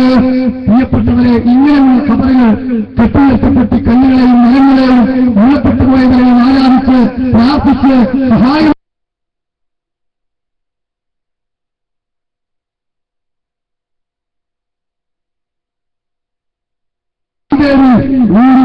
അറിയാത്ത ഇപ്പറഞ്ഞ ശരീരമാസങ്ങളെ ഒഴിപ്പിച്ച് പച്ച തുണിയും കെട്ടി പുറത്തുവന്നവരെ രാജന്മാരെന്നും തെറ്റിപ്പുകാരെന്നും പറഞ്ഞാൽ എന്തോ മര്യാദന്മാരെ ചീത്ത പറയുന്നവർക്കെന്ന് പറഞ്ഞു. അത് പറഞ്ഞതിന് പേര് സൂര്യ പോയി വിട്ടുകൊണ്ട് ഏറിയിട്ടുണ്ട്. എന്നാൽ ഇന്ന് റഹ്മത്തുള്ളാഹി മുട്ടേളം ശിർക്കിന്റെ വിവിധ മുഖങ്ങൾ എന്ന് പറഞ്ഞ് ആദ്യം കാണിച്ച ആ സീഡിയിൽ തന്നെ നിങ്ങൾക്ക് കേൾക്കാൻ വിസ്തരിക്കാത്ത ഔലിയാക്കന്മാരെ പറ്റി കള്ളന്മാരാണെന്നും അങ്ങനെയുള്ളവർക്ക് സമൂഹം വഴിപ്പെട്ടു പോയി എന്നും വ്യക്തമായി പറയുമ്പോൾ നിങ്ങൾക്ക് ഇങ്ങനെയുള്ള വ്യാജ ഖബർസ്ഥാനുകളെ ഖബറിടങ്ങളെ മഖ്ബറകളെ പറ്റി ശരിക്കും മനസ്സിലാക്കാൻ കഴിയും. അതൊന്ന് കേട്ടോളൂ. ആലോചനകളിൽ വളരെ കാണിഷ്യമുള്ള ആളുകളായിരിക്കണം. ചില ചികിത്സാരികൾ നിസ്കരിക്കൂല, ഔലിയാപ്പാപ്പാണെന്നാ പറയാ അല്ലേ? അടിച്ചിട്ട് ഓടിക്കണ്ട ഇവരെ മുഴുവൻ. നിങ്ങൾ മന്ത്രിയെ ഇരുത്തിക്ക് ഞാൻ അടിക്കണം എന്ന് പറയാൻ കേട്ടോ, നിയമം ഞാൻ കയ്യിലെടുക്കല്ല. പക്ഷെ ഇസ്ലാമിക സൊസൈറ്റി രൂപപ്പെട്ടു വന്നാൽ അടി കൊടുക്കും. എന്തായി കാണിക്കുന്ന തമ്മാടിത്തരം? ഇതെന്റെ തിന്മയാണ്. നിസ്കരിക്കാത്ത ഔലിയപ്പാപ്പ, നിസ്കരിക്കാത്ത ഔലിയ ഏത് ഔലിയാണത്? എന്റെ ഔലിയപ്പാപ്പയാണത്. ഇങ്ങനെയാ എന്റെ അടിസ്ഥാനമായി പറയുന്നത്. ഉമർ ഇബ്നു ഖത്താബ് റളിയല്ലാഹുവിന്റെ കാലഘട്ടത്തിൽ ഒരാൾ വലിയ നിസ്കരിക്കാൻ പറ്റില്ല. അപ്പൊ അന്വേഷിച്ചു. അവർ യുനാജി റബ്ബഹു, അള്ളാഹുവോട് വലിയ സംഭാഷണം നടത്തുന്ന ഒരു മഹാനാണ്, അദ്ദേഹത്തിന് നിസ്കാരമൊന്നും വേണ്ട, മഹാനാണ് എന്ന് പറഞ്ഞത്. അപ്പൊ പരിശുകാരിയായ അച്ചു എന്ന് പറയും. കുഴപ്പമൊന്നുമില്ല. പക്ഷേ അള്ളാഹിനോട് നിസ്കരിക്കാത്ത സംഭാഷണം നടത്തണമെങ്കിൽ അള്ളാന്റെ ലോകത്തേക്ക് പോകണം. ഇത് ഉമറിന് ഇപ്പൊ അള്ളാഹു അധികാരം ഏൽപ്പിച്ച ലോകമാണ്. നിസ്കരിക്കാൻ വന്നിട്ടില്ലെങ്കിൽ തല ഞങ്ങളെടുക്കും. ചിന്തിക്കണം. അപ്പൊ അങ്ങനെയുള്ള ഔലിയന്മാർ ഇവിടെ ദർശനമുണ്ട്. ചില ഔലിയന്മാരുടെയൊക്കെ കറാമത്ത നിസ്കരിക്കൂല, ശരീരത്തില്ല. ശരീരത്തില്ലാത്തവർ സ്വീകരിക്കുന്നത് എങ്ങനെ? നിസ്കരിക്കാത്ത ആളുകൾക്ക് സമുദായം വഴിപ്പെട്ടു പോവുക. ഇത് വളരെ ശക്തമായി നമ്മൾ ചിന്തിക്കേണ്ട ഒരു കാര്യമാവുന്നു. അപ്പോ വളരെ ശക്തമായി ആലോചിക്കേണ്ട കാര്യമാണിത്. കാരണം ഇങ്ങനെയുള്ള അനവധി വ്യാജ ഔലിയാക്കന്മാരെ യഥാർത്ഥത്തില് മറവ് ചെയ്ത് അതിന്റെ മുകളിൽ വലിയ കബരണം പൊക്കി അത് വരുമാനമാക്കി ഇന്നും നിലനിൽപ്പ് തേടുന്ന പല സംഘടനകളും. ആ സംഘടനകൾ ഇത് ചെയ്തു കഴിയുമ്പോൾ പ്രിയപ്പെട്ടവരെ, ഇങ്ങനെയുള്ള ആളുകളെയാണ് അത്തരത്തിലുള്ള കബറുകളിൽ മറവ് ചെയ്തിട്ടുള്ളത് എന്ന് സാധാരണക്കാരായ ആളുകൾക്ക് ബോധ്യമാകുന്നു. അതുകൊണ്ട് ഇപ്പോൾ ഇവരുടെ വലിയ ആദരവോടുകൂടി കൊണ്ടുനടക്കുന്ന സി.എം. വലിയുള്ളാഹിയെ പറ്റി, സി.എം. വലിയുള്ളാഹിയുടെ പേരിൽ ഇവർ തന്നെ ഇറക്കപ്പെട്ട പുസ്തകത്തിലുള്ള കറാമത്ത് എന്താണെന്ന് നിങ്ങൾ കേൾക്കുമ്പോൾ ഈ കാത്തിരി പറഞ്ഞ ഗണത്തിനാണോ സി.എം. വലിയൂർ അകപ്പെടുക എന്ന് നിങ്ങൾ വ്യക്തമായി മനസ്സിലാക്കും. അതുകൊണ്ട് മുസ്ലിം സഭയിൽ പുസ്തകം വായിച്ചുകൊണ്ട് ആ കാര്യം വ്യക്തമാക്കുന്ന ഒരു ചെറിയ സംസാരം നമ്മൾ കേട്ടോളൂ. കോഴിക്കോട് ജില്ലയിലെ മടവൂര് സി.എം. വലിയുള്ളാഹി എന്നിവര് പരിചയപ്പെടുത്തുന്ന ആ മടവൂരിനെ സംബന്ധിച്ചിടത്തോളം ഇവർക്ക് എന്താ പറയാനുള്ളത്? ആ മടവൂരിന്റെ സ്ഥിതി നിങ്ങൾക്ക് കേൾക്കണോ? നിസ്കരിക്കാറില്ലല്ലോ. നിങ്ങൾ കേട്ടിട്ടില്ലേ? അതാ എന്താ ഇദ്ദേഹത്തെ കുറിച്ച് പറയുന്നത്? നമസ്കരിക്കാത്ത സി.എമ്മിനെ കേട്ടോ. ഇദ്ദേഹം ആ മൂന്നാം ഘട്ടത്തിൽ ശരീഅത്തിന്റെ ചില ഭാഗങ്ങളെല്ലാം വിട്ടുകൊണ്ടാണ് അദ്ദേഹത്തെ ഞാൻ കാണുന്നത്. സയ്യിദ് മുഹമ്മദ് നിസാമി എന്ന് പറയുന്നവര് മുസ്ലിയാർ എഴുതുന്നു. ഇയാൾ സി.എമ്മിനെ കണ്ട കോലം പറയുകയാണ്. താടിയും തലപ്പാവും ഒഴിവാക്കിയിരുന്നു. നമസ്കാരത്തിന് പകരം എല്ലായിടത്തും സുജൂദ്. നമസ്കരിക്കാത്ത സി.എമ്മിനെ നമസ്കരിക്കുന്ന ചില അജ്ഞാനികളായ ആളുകൾ പിന്തുടർന്ന് നടക്കുന്നതും നമസ്കാരം ഉപേക്ഷിക്കുന്നതും കണ്ടപ്പോൾ മനപ്രയാസം തോന്നി. മുസ്ലിയാരെ, ഇപ്പൊ നിങ്ങൾക്ക് മനപ്രയാസം തോന്നിയിട്ടെന്താ കാര്യം? നിങ്ങൾ ഞങ്ങളോട് മറുപടി പറയാൻ വേണ്ടി ജനത്തോട് പഠിപ്പിച്ചില്ലേ? ഔലിയാക്കൾ നിസ്കരിച്ചിട്ടില്ലെങ്കിലും തകരാറൊന്നുമില്ല, അവർക്കൊരു മജ്ദൂദിന്റെ ഹാല് വരാനുണ്ട്. ആ ഹാലിലെത്തുമ്പോ അവർക്കതൊക്കെ പ്രശ്നമല്ല എന്ന് നിങ്ങൾ തന്നെ പഠിപ്പിച്ചിട്ട് സി.എം. അങ്ങനെ നടന്നിട്ട് സി.എമ്മിനെ കണ്ടിട്ട് നിസ്കരിക്കുന്നവർ പോലും നിസ്കാരം ഒഴിവാക്കിയെങ്കിൽ മനസ്താപമുണ്ടായിട്ട് കാര്യമുണ്ടോ? താടിയും മുടിയും വളർത്തി കണ്ടാൽ ഭയം തോന്നുന്ന രീതിയിലായിരുന്നു. വേറൊരു ഘട്ടത്തിൽ ഇക്കാലത്ത് കണക്കില്ലാതെ വെറ്റില ചവച്ചിരുന്നു. പിന്നീട് താടിമുടികൾ പാടെ നീക്കം ചെയ്തു. താടിയൊക്കെ പഠിച്ചു. മുസ്ലിമിന് പറ്റാത്ത സംഗതിയല്ലേ? ഇസ്ലാമിന്റെ ആ സമ്പ്രദായം അതാ സി.എം. വടിച്ചു നീക്കുന്നു. മാത്രമല്ല കാറിൽ മാത്രമായി യാത്ര, തുരുതുരാ സിഗരറ്റ് വലിച്ചിരുന്നു. ഔലിയപ്പാപ്പാന്റെ ഏറ്റവും വലിയ മർത്തബയാ പറയുന്നത് പുകവലിച്ചൂരുകയാണ്. സാധാരണക്കാരനോട് പോലും അതാ cigarette smoking is injurious to health എന്ന് മുന്നറിയിപ്പിന്റെ വരച്ചതില്ലാതെ ഈ രാജ്യത്ത് പുകവലിയുടെ സാധനങ്ങൾ പോലും വിൽക്കാൻ പാടില്ലെന്ന് പറയുമ്പോ അതാ ഹബായിസുകളെ മുഴുവനും ചീത്തകളെ മുഴുവനും നിരോധിക്കാൻ വന്ന ഹബീബായ റസൂലുള്ളാഹി സ്വല്ലല്ലാഹു അലൈഹി വസല്ലമിന്റെ ആളെന്ന് അവകാശപ്പെടുന്ന സി.എം. സിഗരറ്റ് തുരുതുരാ വലിക്കുന്നു.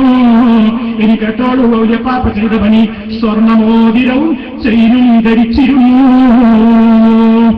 നിസ്കാരമില്ല എന്ന് മാത്രമല്ല, നോമ്പുമില്ല, നോമ്പെടുക്കില്ലെന്ന് മാത്രമല്ല, തന്റെ നോമ്പോ പോയി വേറുള്ളവർ നോമ്പെടുക്കുകയാണെങ്കിൽ അതും സി.എം. മുറിപ്പിച്ചു. കേട്ടോളൂ, നിങ്ങളുടെ ഈ പുസ്തകത്തിൽ തന്നെ വായിക്കട്ടെ. ശൈഖുന നോമ്പ് നോറ്റിരുന്നില്ല. വലിയ സംഗതിയാണ്. ശൈഖുന നോമ്പ് നോറ്റിരുന്നില്ല എന്നതിന് പുറമേ പകൽ സമയത്ത് ചിലർക്ക് ബാക്കിയുള്ള ഭക്ഷണം മറ്റും കൊടുത്ത് നോമ്പ് മുറിപ്പിക്കുകയും ചെയ്തിരുന്നു. നിങ്ങൾ പരിചയപ്പെടുത്തുന്ന ഔലിയാക്കന്മാർ അള്ളാഹുവിനോട് സ്നേഹം മൂത്തിട്ട് നോമ്പില്ലാത്ത ദർജയിലെത്തുന്നു, നിസ്കാരമില്ലാത്ത ദർജയിലെത്തുന്നു, സ്വർണ്ണബോധികം ധരിക്കുന്നു, സ്വർണ്ണച്ചെയിൻ ധരിക്കുന്നു, താടിമുടികൾ വടിച്ചു നീക്കുന്നു, സിഗരറ്റ് തെരുതുരാ വലിക്കുന്നു, നോമ്പ് മുറിക്കുന്നു, മുറിപ്പിക്കുന്നു. ഈ ഔലിയാക്കന്മാരെ ഇസ്ലാം അംഗീകരിക്കുന്നില്ല, നോമ്പ് നോൽക്കുന്നില്ലെന്ന് മാത്രമല്ല, തന്നെ കാണാൻ ബഹുമാനത്തോടെ വന്നിരിക്കുന്ന ജനങ്ങൾക്ക് ചോറ് കൊടുക്കുന്നു, ചായ കുടിപ്പിക്കുന്നു. ഈ ആളുകളെ വിമർശിക്കുമ്പോ നിങ്ങൾ ജനങ്ങളോട് പറയുന്നുവല്ലേ, കണ്ടോ ഇവർ ഔലിയാക്കളെ തെറി പറയുന്നു, ഔലിയാക്കളെ നിഷേധിക്കുന്നു. ശരി തന്നെയാണ്, ഇത് ഞങ്ങൾ അംഗീകരിക്കില്ല, സത്യം തന്നെ. അപ്പൊ പ്രിയപ്പെട്ടവരെ, ഇന്ന് വളരെ കൃത്യമായി കൊണ്ട് പഠിപ്പിച്ചു തന്നിട്ടുണ്ട് ആരാണ് യഥാർത്ഥ വലിയ. ആ വലിയെ എങ്ങനെയാണ് നമ്മൾ സ്വീകരിക്കേണ്ടത്, അവരെങ്ങനെയാണ് നമ്മൾ ആദരിക്കേണ്ടത്, അതിൽ നിന്ന് എന്തുപോലും വ്യതിചലിക്കാറ് പ്രധാനങ്ങളുടെ കീഴിൽ ജീവിക്കുന്ന മുജാഹിദുകൾക്കുള്ളത് ഇത്തരത്തിലുള്ള അനവധി ആരോപണങ്ങൾ പറയാൻ കാരണം എന്താണ്? ഈ രൂപത്തിലുള്ള ഔലിയാക്കന്മാരും ജ്ഞാനപ്രധാനത്വം നിലനിർത്തിക്കൊണ്ട് നിർമ്മാണമാർഗങ്ങളാണ് ആത്മീയരംഗത്ത് നടത്തിക്കൊണ്ടിരിക്കുന്നത്. ഈ ചൂഷണങ്ങളിൽ നിന്ന്, ഈ അന്ധവിശ്വാസത്തിന്റെ കലാഹസ്തത്തിൽ നിന്ന് രക്ഷപ്പെടാൻ വേണ്ടിയിട്ടാണ് ഈ കൊച്ചു സംഘം സഹോദരങ്ങളെ നാം പകർന്ന് ഈ രൂപത്തിലുള്ള പ്രയത്നങ്ങളുമായി മുന്നോട്ട് പോകുന്നത്. എന്നാൽ അങ്ങനെ മുന്നോട്ട് പോകുന്ന ഈ മുജാഹിദ് പ്രസ്ഥാനത്തിലെ ആദർശബോധമുള്ള പണ്ഡിതന്മാർക്കുമാരെ, അതുപോലെ തന്നെയുള്ള പ്രവർത്തകന്മാർക്കുമാരെ, അതാ നമുക്കിടയിൽ തന്നെ ഒരു വിഭാഗമുണ്ട്. ശക്തിയിലേക്ക് പോയി നമ്മളെന്ന് പറഞ്ഞുകൊണ്ട് നമുക്കത് ഒഴിഞ്ഞു പറയാൻ ധാർമ്മിക അവകാശമില്ല എന്ന് പറഞ്ഞുകൊണ്ട് നാടിനെയുടെ സഹോദരങ്ങളെ നമ്മുടെ ആദർശവയിലൂടെ നാശികരെയും വാരികളെയും അതുപോലെ കൊടുക്കുകയാണ്. അതുപോലെ തന്നെ ആളുകൾക്ക് ഈ രൂപത്തിൽ പച്ചയായി വീഡിയോ ക്ലിപ്പുകൾ കൊടുത്തുകൊണ്ട് ആഘോഷിക്കുക അതെങ്കിലും തന്നെ എന്ന് പറഞ്ഞുകൊണ്ട് കാന്തവും സമ്മതിക്കാതെ ശുരുക്കിലേക്ക് സമൂഹത്തെ നയിക്കുന്ന ഈ ആയത്തുകൾ മുഴുവൻ നിർവ്യാഖ്യാനം ചെയ്ത് പച്ചയായി ശുരുക്കിനെ ധരിപ്പിക്കുന്നവർ അവരുടേതായ യഥാർത്ഥത്തിൽ തൗഹീദിന്റെ പ്രബല കുപ്പായം ഇട്ടുകൊണ്ട് തൗഹീദ് അതെങ്കിലും തന്നെ എന്നീ പേണ്ടയുമ്പോഴും കേരളത്തിൽ കൊണ്ടുവന്നുണ്ട്. അതിനുള്ള അവസരങ്ങൾ ഉണ്ടാക്കി കൊടുത്ത ആരാണ്? ഈ മഹത്തായ കേരള ജനകീയത്തിലുള്ള പവിത്രമായ സ്വാർത്ഥികന്മാർ അനവധി ത്യാഗം സഹിച്ചു കെട്ടിപ്പടുത്ത ഈ പവിത്രമായ സംഘടനയെ, ഈ സംഘടനാ സംവിധാനത്തെ യഥാർത്ഥത്തിൽ ഭൗതിക ലക്ഷ്യം വെച്ച് പിടികൂടിയ ഒരു ടീം ഈ പ്രസ്ഥാനത്തിൽ കടന്നുവെന്ന് വിളിക്കപ്പെട്ടത്. ആ ടീം അനവധി പണ്ഡിതന്മാരെ, പ്രായമുള്ള അനവധി ആളുകളെ, അതുപോലെ അനവധി മുജാഹിദ് പ്രവർത്തകരെ നിന്റെ ബാനറിൽ ദുരുപയോഗം ചെയ്തുകൊണ്ട് ശിർക്ക് പ്രചരണം നടക്കുകയാണ്. മുജാഹിദുകളിൽ ശിർക്കിലേക്ക് പോയി. എന്താണ് മുജാഹിദുകളിൽ സംഭവിച്ച ശിർക്ക്? അവരെ വിളിച്ചു തേടാവോ, അവരോട് മാത്രമേ പ്രാർത്ഥിക്കാവോ, അവരോട് മാത്രമേ സഹായം തേടാവോ എന്ന് പറഞ്ഞ മുജാഹിദുകളെ ഇപ്പോൾ അള്ളാന്റെ കൂടെ ജമ്മിനെയും വിളിച്ച് പ്രാർത്ഥിക്കാം, ശൈത്താനെയും വിളിച്ച് സഹായം തേടാം. അതൊരിക്കലും ശിർക്കല്ല എന്നാണ് നമ്മൾ പറയുന്നത് എന്ന് പറഞ്ഞുകൊണ്ടില്ല. ഇപ്പോൾ ഈ അബ്ദുൽമാസലബിയുടെ അതുപോലെ സംസ്ഥാന പ്രസിഡന്റ് TP അബ്ദുള്ളക്കോയ മദീനിലെ വീടില് കുറെ പ്രധാനിമാര് ചേർന്നുകൊണ്ട് പല പണ്ഡിതന്മാരെയും വിലക്കെടുത്തുകൊണ്ട് ഈ കേരളത്തിൽ നമ്മുടെ സംഘടനാ സംവിധാനങ്ങൾ നിർവഹണം ചെയ്തുകൊണ്ട് പരസ്പരം ബന്ധിപ്പിച്ച് മുന്നേറുകയാണ്. ഈ ആരോപണങ്ങളുമായി നടക്കുന്ന കോട്ടസിനോട്, ഈ രൂപത്തിൽ കുത്തയുമായി നടക്കുന്ന ആളുകളോട് ഞങ്ങൾക്ക് പറയാനുള്ളത് പഴയ ഭൂമിയിൽ പുതിയ കുട്ടിയിൽ അവതരിപ്പിച്ചതല്ലേ. കാരണം ഈ മഹത്തായ സംഘടനയെ നശിപ്പിക്കാൻ വേണ്ടിയിട്ട് അഹോരാത്രം പണിപ്പെടുന്നതിന്റെ ഏറ്റവും വലിയ ആദർശമായിരുന്നു 10 വർഷങ്ങൾക്ക് മുമ്പ് ഇതിൽ നിന്ന് പോകുന്നതായ മുസൈമറിന്റെ കീഴിൽ നടന്ന വിഭാഗങ്ങൾ, അതുപോലെ തന്നെ APEK സംസ്ഥയിലെ പണ്ഡിതന്മാര്, അവർ ഒരുമിച്ച് വർഷങ്ങൾക്ക് മുമ്പ് കേരളത്തില് ഉന്നയിച്ച് അഥവാ ലക്ഷ്യം കാണാതെ വലിച്ചെറിഞ്ഞ ചണ്ടിക്കൂമ്പാരത്തിൽ നിന്ന് കുറുക്കിയെടുത്ത അത്തരത്തിലുള്ള ആരോപണമല്ലേ നിങ്ങളിപ്പോൾ കൊണ്ടുനയിക്കുന്നത്? അത് ഉത്ഭുതമായ മുജാഹിദ് ജനങ്ങൾ ഒരിക്കലും കേരളത്തിൽ ഊരിതിട്ടുന്ന അബ്ദുറഹ്മാൻ സലഫിയുടെ മൈത്തകൾ എന്ന് ഞാൻ കടമെടുത്ത് പറയാൻ ആരുടെ വാക്കാണ് നോക്കുന്നത്? ഇപ്പോൾ നമ്മൾ കാണാൻ പോകുന്ന അനസുസ്ലിയാന്റെ വാക്ക്. അനസുസ്ലിയാൻ ഒരു കാലത്ത് ആധുനിക ചേകനൂരിയായ സലാം സിംഗിനെ ഹദീസ് നിഷേധ പ്രവണകളിൽ ചുവച്ചുരുത്തിയ ആ അഴിമതിനെ പറ്റിയും പെരുമ്പിലാക്കളത്തിനെ പറ്റിയും പറഞ്ഞ സലാം സിംഗിയുടെ മൈക്കുകൾ എന്നാണ്. എന്നാൽ ആ നിലവാരത്തിലേക്ക് ഇപ്പോൾ കേരളത്തിൽ താഴ്ന്ന 2 മൈക്കുകളുണ്ട്. ആരാണത്? അനസുസ്ലിയാനും ഹനീഫായക്കുടിയും. അബ്ദുറഹ്മാൻ സലഫിയുടെ ഈ ചിന്തയിൽ വിളിച്ച ആധുനിക സലാം സിംഗിയുടെ മണ്ടയിൽ വിളിച്ച അതേ ചിന്താധാരകൾ അങ്ങനെ തന്നെ ചരിത്ര ശ്രമം ചെയ്യുന്നവർ അവരെ കേരളത്തിൽ ഇപ്പോൾ മൂക്കിലേറെ ശിർക്കാരോപിച്ച് നടക്കുന്നു എങ്കിൽ ഈ ശിർക്കാരോപണത്തിന് ഒരു കാലത്ത് മറുപടി പറഞ്ഞവരാണവര്. അതുകൊണ്ട് നിയമങ്ങളുടെ മുഖത്തേക്ക് ചുറ്റുന്ന മുസ്ലിംകാരുടെ ഗംഭീരമായ രംഗങ്ങളുണ്ടോ? ഇയാളൊരു വലിയ കളവ്, ഒരു വലിയ ബടായി. എന്താ ബടായി വരെയോ കേട്ടുള്ളൂ. അദ്ദേഹം വലിയ ബടായി വരെയാണ്. മുജാഹിദ് പത്രങ്ങൾ രാത്രി മാത്രം പകലും ചിന്നോട് സഹായം ചോദിക്കാനാണ് പിശാചോട് ചോദിക്കാൻ പറയുന്നത്. ഇവർ പറയുന്നത് വിജനമായ മരുഭൂമിയിൽ അവർ അകപ്പെട്ടു. മരുഭൂമി എന്ന വലിയ കേസ് നമ്മൾ അറിഞ്ഞ പറയാം. മരുഭൂമിയിൽ അകപ്പെട്ടാൽ വഴി അറിയില്ലെങ്കിൽ രക്ഷിത മരിച്ചു പോകുന്ന വേറെ വഴിയില്ല. കാരണം മരുഭൂമിയെ ചുട്ടുകൊള്ളുന്ന മണൽക്കാടാണ്. ഒരു വാറും തുണക്കുണ്ടാവില്ല, റോഡുമില്ല, വഴിയില്ല, മനുഷ്യന്മാരില്ലാത്ത വിജനമായ പ്രദേശം. റോഡ് അറിഞ്ഞില്ലെങ്കിൽ വഴി അറിഞ്ഞില്ലെങ്കിൽ രക്ഷപ്പെടാൻ ഒരു വഴിയില്ല. അങ്ങനെ ഗത്യന്തരമില്ലാത്ത ഘട്ടത്തിൽ തൽക്കാലം സഹായം കിട്ടണമെങ്കിലും പണ്ടൊക്കെ മുജാഹിദ് അള്ളാനോട് മറ്റേ ആരോടും പ്രാർത്ഥിക്കാൻ പാടില്ലതാണ്. ഇപ്പൊ പറയും അള്ളാനോടും പ്രാർത്ഥിക്കാം, ജിന്നയോടും പ്രാർത്ഥിക്കാം, വിശ്വാസത്തോടും പ്രാർത്ഥിക്കാം, മഹാത്മാക്കളോട് പാടില്ല എന്ന് മാത്രമേ പറയൂ. കളറ് ഒരു വാചകത്തിന്റെ തുമ്പുത്തരിക്കാൻ നിങ്ങൾക്ക് ധൈര്യമുണ്ടോ? അല്ലയില്ലാത്തവരോട് പ്രാർത്ഥിക്കാം, ജിന്നിനോട് പ്രാർത്ഥിക്കാം, പിശാചിനോട് പ്രാർത്ഥിക്കാം എന്ന് പറഞ്ഞ വാചകത്തിന് ഒരു തുണ്ട് തെളിവുത്തരിക്കാൻ നിങ്ങൾക്ക് കഴിയുമോ? അതൊക്കെ ഇങ്ങനെ നടക്കരുതല്ല. കളവേ പറയൂ, അതേ ശീലിച്ചിട്ടുള്ളൂ. ആ നിർബന്ധമായി മറ്റുള്ളവർ സ്വീകരിക്കണം. ആ നിലപാട് ശരിയല്ല.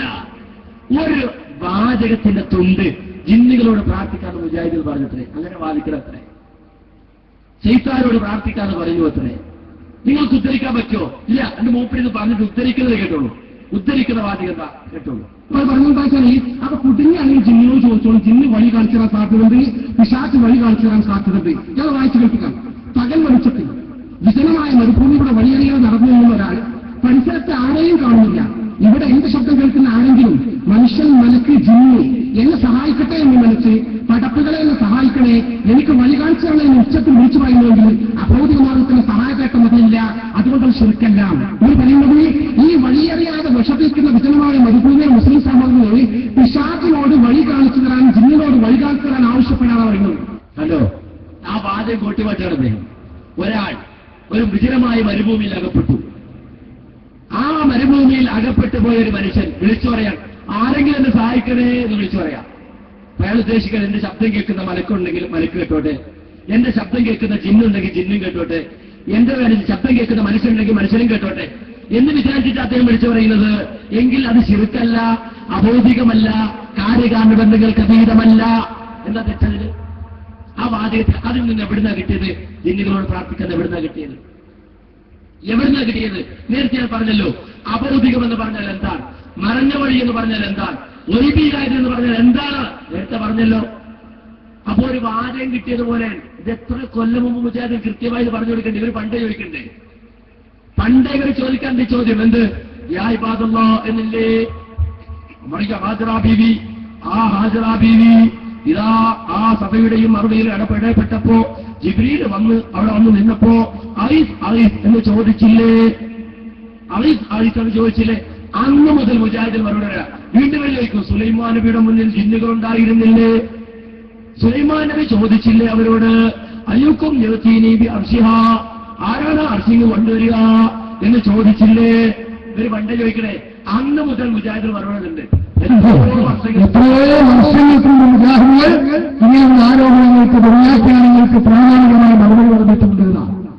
പ്രിയപ്പെട്ടവരെ, ആ മറുപടി എന്നെ പറഞ്ഞു പോരായിരുന്നു. ഇടയ്ക്ക് വെച്ചതിന് ഭൗതിക താൽപര്യക്കാരുടെ നിയന്ത്രണത്തിൽ കുടുങ്ങി ഭൗതിക താൽപര്യങ്ങൾ സ്വീകരിച്ച് പാരത്രിക വിജയം വലിച്ചെറിഞ്ഞ് എന്തിനാണ് മുസ്ലിംകാരെ ആശങ്കാരോപണത്തിൽ നിങ്ങൾ ഒഴിച്ചു ചേർന്നത്? അതുകൊണ്ടല്ലേ നിങ്ങളുടെ ഈ വൈരുദ്ധ്യാധിഷ്ഠിതമായ സംസ്ഥാനം ഇങ്ങനെ തുറന്നു കാണിക്കേണ്ടി വന്നത്? അപ്പൊ ഈ ആരോപണം ഒന്നും ഉന്നയിച്ച മുസ്ലിയാക്കന്മാർ നടന്നുവരികൾ അവർക്ക് മുജാഹിദിനെ കെട്ടിക്കൊടുത്ത വേദിയിൽ വെച്ച് അനസുമുസ്ലിയാരെ പറഞ്ഞ മറുപടിയാണ് കേട്ടത്. ജിന്നുകളെ വിളിച്ച് ബാധിക്കുന്ന ഒറ്റ വിചാരമില്ല. ആ വാചകത്തിൽ നിങ്ങൾക്ക് അത് കിട്ടിയില്ല, അത് ശിർക്കുമല്ല, അതിൽ അഭൗതികതയുമില്ല. എന്താണ് ഈ തെറ്റിയതാലോചി അല്ലേ? ഈ ഇദ്ദേഹത്തിന്റെ ഇഷ്ടപോയനായി നടക്കുന്ന മോളിയുണ്ടല്ലോ, ആ മോളി പറയുന്നത് അഥവാ അനീക്കായക്കൊടി മോളിസ് പറഞ്ഞതുപോലെ കേരളത്തിലിങ്ങനെ ഓടി നടക്കാതെ എന്താണ് ആ രൂപത്തിൽ അംഗീകാരക്കൊടി പറയുന്നത് എന്താണെന്ന് കേട്ടോളൂ. എന്താ പറയുന്നത്? നന്ദി ദാറുസലാം എന്ന് പറയുന്ന ഈക്ക വിഭാഗത്തിന്റെ ആ പള്ളിയുടെ മുമ്പിൽ വെച്ച് സ്ഥാപനത്തിന് മുമ്പിൽ വെച്ച് കൊണ്ട് പ്രസംഗിച്ചുകൊണ്ട് ജിന്നുകളെ വിളിച്ച് തേടാമെന്നോ ജിന്നുകളോട് സഹായം തേടാമെന്നോ വാദിക്കുന്ന ഒരു ലേഖനമോ എന്നൊരു പ്രസംഗമോ നിങ്ങൾ കാണിച്ചു തന്നാൽ ഈ പരിപാടി അവസാനിക്കുമെന്ന് നമ്മൾ കൊണ്ടുവന്നിട്ടാൽ നന്ദി സലത്തിനുണ്ടായത് മസ്ജിദിന്റെ ചാവി പള്ളിയിൽ കൂട്ടിന്റെ ചാവി ദാറുസലാമിനെ കൊണ്ട് ഏൽപ്പിച്ചതുമെന്ന് ആർജവത്തോടുകൂടി പറഞ്ഞ ആളാണ് കൂടി നേർമാരും ഇന്ന് അതേ ഇസ്ലാഹി മുസ്ലിമും അതുപോലെ തന്നെ ഉത്തരവുകളും കേട്ടുമാറ്റി ഈ രൂപത്തിലുള്ള മുഹൂർത്തത്തിനാണ് സർക്കാർ വിളിച്ച് നടക്കേണ്ട അദ്ദേഹം. അപ്പൊ നമ്മൾ നാളെ നമ്മുടെ കാപ്പറ്റുണ്ടാവില്ല. കേട്ടോളൂ. ഈ വിഭാഗത്തിന്റെ നമ്മുടെ കോഴിക്കോട് ജില്ലയിലെ ശക്തി കേന്ദ്രമാണ് നന്ദി. ആ നന്ദിയിൽ വന്ന് അബ്ദുൽ ഹമീദ് ഫൈസി അമ്പലക്കടവ് ഈ വിഷയം പ്രസംഗിച്ച് സംസാരിച്ചു. അന്നവിടെ പ്രസംഗിച്ചുകൊണ്ട് ഞാൻ പറഞ്ഞു, ജിന്നുകളോട് പ്രാർത്ഥിക്കാമെന്ന് മുജാഹിദുകൾ അവരുടെ പ്രസംഗങ്ങളിൽ എഴുതുകയോ ജിന്നുകളോട് പ്രാർത്ഥന നടത്തിയാൽ അത് ശിർക്കാവുകയില്ലെന്ന് മുജാഹിദുകൾ അവരുടെ പ്രസിദ്ധീകരണങ്ങളിൽ എഴുതുകയോ പ്രസംഗിക്കുകയോ ചെയ്തതായി നിങ്ങൾ തെളിയിച്ചാൽ, ഏതെങ്കിലും ഒരു പ്രസിദ്ധീകരണത്തിലുണ്ടെങ്കിൽ നാളെ അതിന്റെ ഫോട്ടോസ്റ്റാറ്റ് എടുത്ത് ഈ നന്ദി അങ്ങാടിയിൽ നിങ്ങൾ ഒട്ടിച്ചാൽ, അന്നവിടെ പോലീസുകാരുണ്ട്, ഈ പോലീസ് ഉദ്യോഗസ്ഥരെ സാക്ഷി നിർത്തി ഞാൻ പറയുന്നു, നാളെ മഗ്‌രിബ് നിസ്കാരത്തിന് ശേഷം നന്ദി പള്ളി കൂട്ടി താക്കോല് ഞാൻ ദാറുസലാം അറബിക്കോളെ കൊണ്ടുവന്നേരും. നമ്മൾ പറഞ്ഞിട്ടില്ല, പിന്നെ നമുക്ക് ധൈര്യത്തെ പറയാലോ. അങ്ങനെ അള്ളാഹുവിന്റെ ജിന്നിനോട് പ്രാർത്ഥിക്കാമെന്ന് നമ്മൾ പറഞ്ഞിട്ടില്ല. ഇത് നമ്മൾ പറഞ്ഞു. ഇന്നേ വരെ, ഇന്നത്തെ തീയതി വരെ നന്ദിയിൽ പിന്നെ അബ്ദുൽ ഹമീദ് ഫൈസി അമ്പലക്കടവ് പ്രസംഗിച്ചിട്ടില്ല. എന്തേ പ്രസംഗിക്കാത്തത്? എന്തേ ഒരു പോസ്റ്റർ പോലും ഒട്ടിക്കാത്തത്? അത് വെക്കാൻ കഴിഞ്ഞില്ല. ഇത് അവര് പറഞ്ഞപ്പോ അബ്ദുൽ ഹമീദ് വിചാരിച്ചുണ്ടെന്ന് യുവവളവൂരികളുടെ കൂട്ടത്തില് ഈ സർക്കാരക്കാരും വിചാരിച്ചു അങ്ങനെ കാര്യമുണ്ട്. അതുകൊണ്ട് തന്നെ ഇവർ വരുന്ന വേദികളിൽ പ്രിയപ്പെട്ടവരെ നമ്മെപ്പോലെയുള്ള എളിയ പ്രവർത്തകർ ഒപ്പിട്ടുകൊണ്ട് ആധികാരികമായി മറുപടി പറയാം. പിന്നെ അവിടെ വെല്ലുവിളിച്ചിട്ട് ഇവർ വരുന്നില്ല, വരുന്നേ ഇല്ല അവർക്ക്. എവിടെ വരില്ല. ഈ അനസുമുസ്ലിയാർക്കും അനീക്കായക്കൊടിക്കും വ്യത്യസ്ത സ്ഥലങ്ങളിൽ ഈ ഉള്ളവൻ തന്നെ മറുപടി പറഞ്ഞിട്ട് പ്രിയപ്പെട്ടവരെ രണ്ടാമത് അവിടെ വരാനെന്ന വോയിസ് ഇല്ല. എന്താ കാരണം? കയ്യിലാകപ്പാടുള്ളത് ഈ മറുപടികളും ഈ മുസ്ലിയാക്കന്മാരും തുടച്ചു നിർത്തുകയെ ആരോപണം. അത് കൃത്യമായിട്ട് നമ്മൾ കുറച്ച് കല്ലി കൊടുക്കുമ്പോൾ പിന്നെ വേറല്ല ഒറ്റ ഒരുപാട് പ്രസംഗം കാട്ടി പോവുക. അതുകൊണ്ട് ഈ എല്ലാവർക്കാണ് ചെങ്ങലിയിൽ ഉണ്ടാകുന്നത്. നാളെ നേരം വരുമ്പോൾ അവിടെ ഉണ്ടല്ലോ വലിയ ആലിമ്യങ്ങൾ അറിയപ്പെടുന്ന ആളുകൾ വിനീതമായി അവരോട് പറയട്ടെ, പണ്ഡിതന്മാര് വീട്ടുകാരി ദൗത്യം നിർവഹിക്കുന്നതിന് പകരം ഈ കുടുംബക്കാരുടെ കുടുംബക്കാരുടെ ശക്തികമായി മുഖാപോളായി വർത്തിച്ചുകൊണ്ട് ആദർശബോധമുള്ള മക്കളെ പോലും കൃത്യമായി മനസ്സിന്റെ അടിത്തട്ടിൽ ആത്മാർത്ഥമായി സ്നേഹിക്കുവാൻ കഴിയാത്ത വിധം എന്നെ അന്ധത ബാധിച്ചു പ്രിയപ്പെട്ട രക്ഷിതാക്കളെ, പ്രിയപ്പെട്ട പണ്ഡിതന്മാരെ, അവരോട് ആവശ്യപ്പെടാനുള്ളത് ഈ ശുദ്ധാരോപണത്തിൽ നിന്ന് ഇന്ന് രാത്രി നിങ്ങൾ അർദ്ധരാത്രി മൊബൈലോണാക്കി തഹജ്ജുദ് നമസ്കരിച്ച് അലാറം വെച്ച് തഹജ്ജുദ് നമസ്കരിച്ച് തൗബ ചെയ്ത് മടങ്ങി ഈ പാതയിലേക്ക് നിങ്ങൾ കടന്നു വരണം. നിങ്ങളുടെ ദീനും പാണ്ഡിത്യവും സേവനവും ഇനിവരാൻ നിങ്ങൾക്ക് ആവശ്യമുണ്ട്. ഈ കോൺഗ്രസിന്റെ ചതിക്കുഴിയിൽ പറയേണ്ടവരല്ല നിങ്ങൾ എന്നാണ് വിനീതമായി നിങ്ങൾക്ക് അഭ്യർത്ഥിക്കാനുള്ളത്. പ്രിയപ്പെട്ടവരെ, ഇനി അനസുമുസ്ലിയാർ തന്നെ നിലവണ്ണ പ്രദേശത്ത് വർഷങ്ങൾക്ക് മുമ്പ് തൗഹീദിന്റെ ആയത്തോടെ മൂക്കുകാരെ സർക്കാർ ലഭിച്ച മറുപടികളെ ശക്തമായി തിരിച്ചടിക്കുന്നത് എങ്ങനെ കേട്ടോളൂ. ഇന്ന് അതേ ആയത്തിൽ നമുക്ക് വരുന്നു.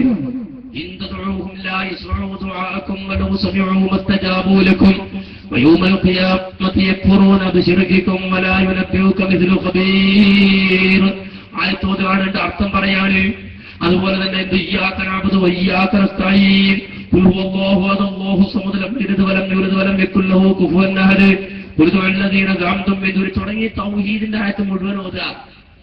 അയാളെ പ്രസംഗം കേട്ടാ തോന്നുക എന്താണല്ലേ, ഏതോ ഖുറാനിലേക്ക് മറുപടി വരാമെന്ന് തോന്നും. അങ്ങനെ തോന്നിപ്പിക്കുക എന്നതായിരുന്നു നിങ്ങളുടെ ദുരുദ്ദേശം. അല്ലാതെ അങ്ങനെ ആയത്തോടി തെറ്റിദ്ധരിപ്പിക്കുക എന്നതായിരുന്നു നിങ്ങളുടെ ദുരുദ്ദേശം. ഇപ്പൊ നിങ്ങൾ ഓടുന്ന ഇതേ ആയത്തുകൾ ഓടിക്കൊണ്ട് നിങ്ങൾ നടത്തുന്നത് സതുദ്ദേശമാണോ? അല്ല, അവിടെയും ദുരുദ്ദേശമാണ്. മുസ്ലിംകൾക്കിടെ അന്യഭൂമികളോട് ആയത്ത് ഇന്ന് മുജാഹിദികളുടെ വേദിയിൽ നിങ്ങൾ ഓടുന്നത് സതുദ്ദേശത്തിനല്ല, കൂലി കിട്ടാനല്ല, മറിച്ച് ഭൗതിക കൂലിക്കുള്ള കൂലാണ്. ആയത്തോടി കൂലി വാങ്ങുക എന്നതായിരുന്നില്ല എന്ന് ഞങ്ങൾക്കറിയാം. പക്ഷെ നിങ്ങളങ്ങനെ ഈ ഇടവണ്ണയിൽ വന്ന് കബളിപ്പിച്ചു പോകാമെന്ന് വിചാരിക്കണം മക്കളെ. നിങ്ങൾ അങ്ങനെ ഒരു പ്രദേശത്തിൽ നിന്ന് നിങ്ങളും കബളിച്ചു പോകാൻ വിചാരിക്കില്ല. അനാപ്പൈ തീർത്ത് നിങ്ങൾ എവിടെ വരുന്നോ അവിടെ കൃത്യമായി നിങ്ങളുടെ ക്ലിപ്പുകൾ കൊണ്ട് മുസ്ലിയാരെ മൂലവിയെ മുസ്ലിയാർക്ക് മറുപടി ആക്കിക്കൊള്ളു.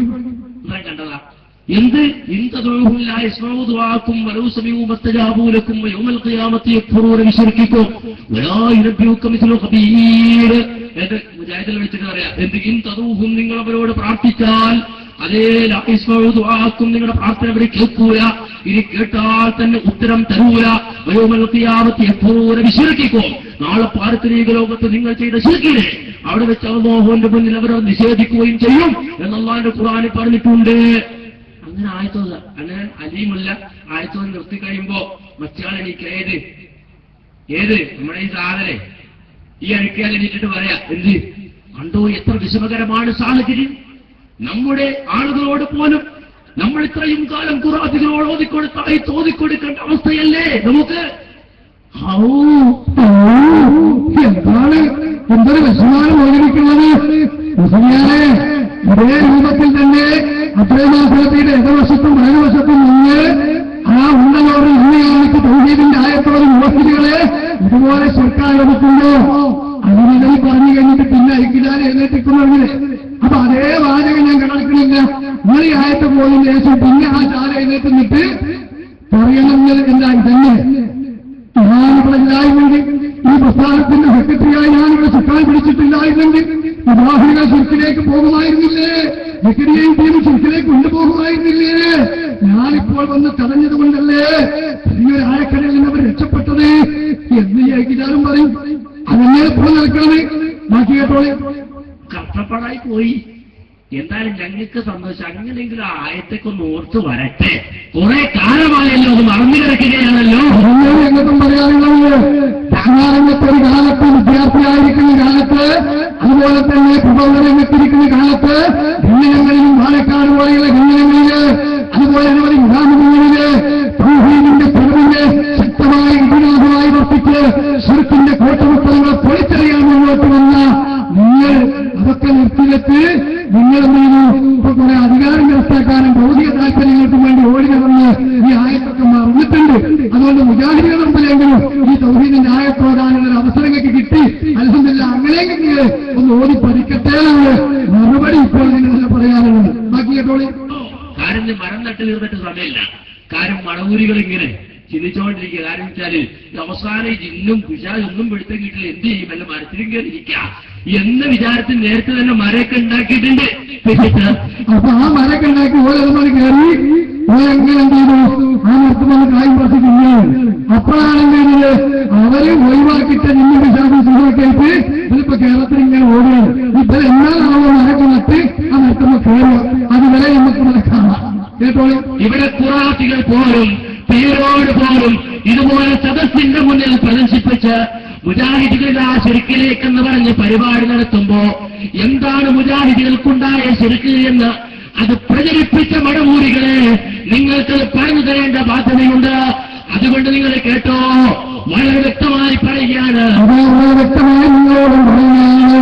ഇവിടെ 10 വർഷം മടമൂരികളെന്ന് പോസ്റ്ററിൽ നീങ്ങിയപ്പോ കഴിഞ്ഞ 80 വർഷങ്ങളില്ലാത്ത ഉജ്ജ്വലമായ വളർച്ച ഈ മുജാഹിദ് പ്രസ്ഥാനത്തിനുണ്ടായില്ലേ എന്നവരാണല്ല നേതാക്കന്മാര്, ഉമ്മസമ്മിന്റെ നേതാക്കന്മാര്, വിനീതരായ നല്ല പാണ്ഡിത്യമുള്ള കേന്ദ്രത്തിന്റെ പണ്ഡിതന്മാര്, ഇതിനെ കൃത്യമായി സഹകരിക്കുന്ന നല്ല നല്ല കാരണന്മാര്, ഇങ്ങനെയുള്ള കൂട്ടായ്മയില് 92 സാന്ദേശങ്ങളോ ഉന്നതമായ 2 സംസ്ഥാന സമ്മേളനങ്ങളോ ഇങ്ങനെ മണ്ഡലങ്ങളോ അതുപോലെ സംവാദങ്ങളോ നടന്നുണ്ട്. തുടർന്ന് പന്തലിച്ച് പുഷ്പിച്ച് ഇസ്ലാം പ്രസ്ഥാനം കാണിച്ചപ്പോ ഈ ശിർക്കാരോടുമായി നടന്ന മടവൂരികൾ വലിച്ചെറിഞ്ഞ് ശിർക്കേറ്റ് നടന്ന് ഇന്ന് ഞങ്ങൾക്ക് നേരെ സർക്കാർ ഓടിക്കുന്ന മുസ്ലിമാണ് ഈ പകരപ്പൊടി അത്രയുമാത്രപ്പി പി അബ്ദുള്ള പോലെയുള്ളൂ. അങ്ങനെയുള്ള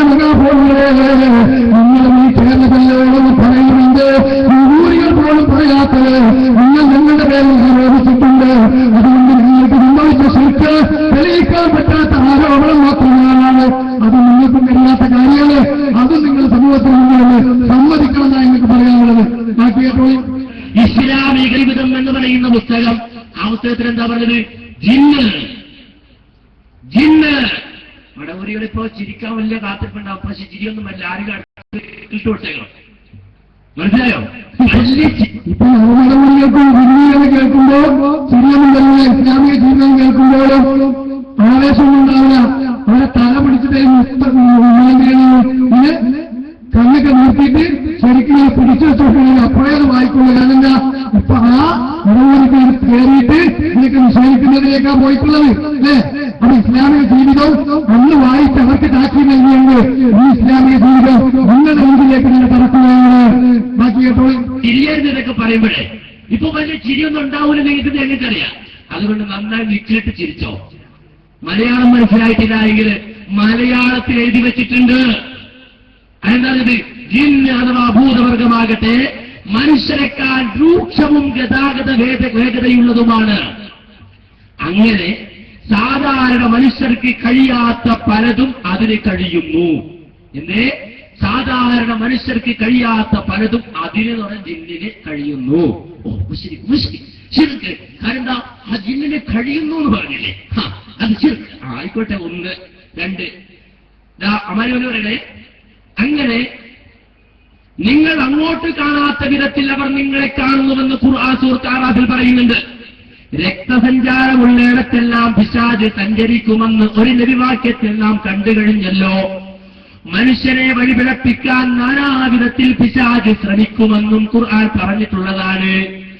ആകയാൽ ഏതെങ്കിലും ഒരു പിശാചിനെ പ്രത്യേകം സേവിച്ചില്ലെങ്കിൽ കൂടി മറഞ്ഞ കാര്യം ഗണിച്ചും പ്രശ്നം നോക്കിയും പറയുന്ന കാര്യത്തിൽ പൈശാചിക സഹായം കിട്ടും. സേവിച്ചാലും കിട്ടും, സേവിച്ചില്ലെങ്കിലും കിട്ടും. സേവിച്ചാലും കിട്ടും, സേവിച്ചില്ലെങ്കിലും കിട്ടും.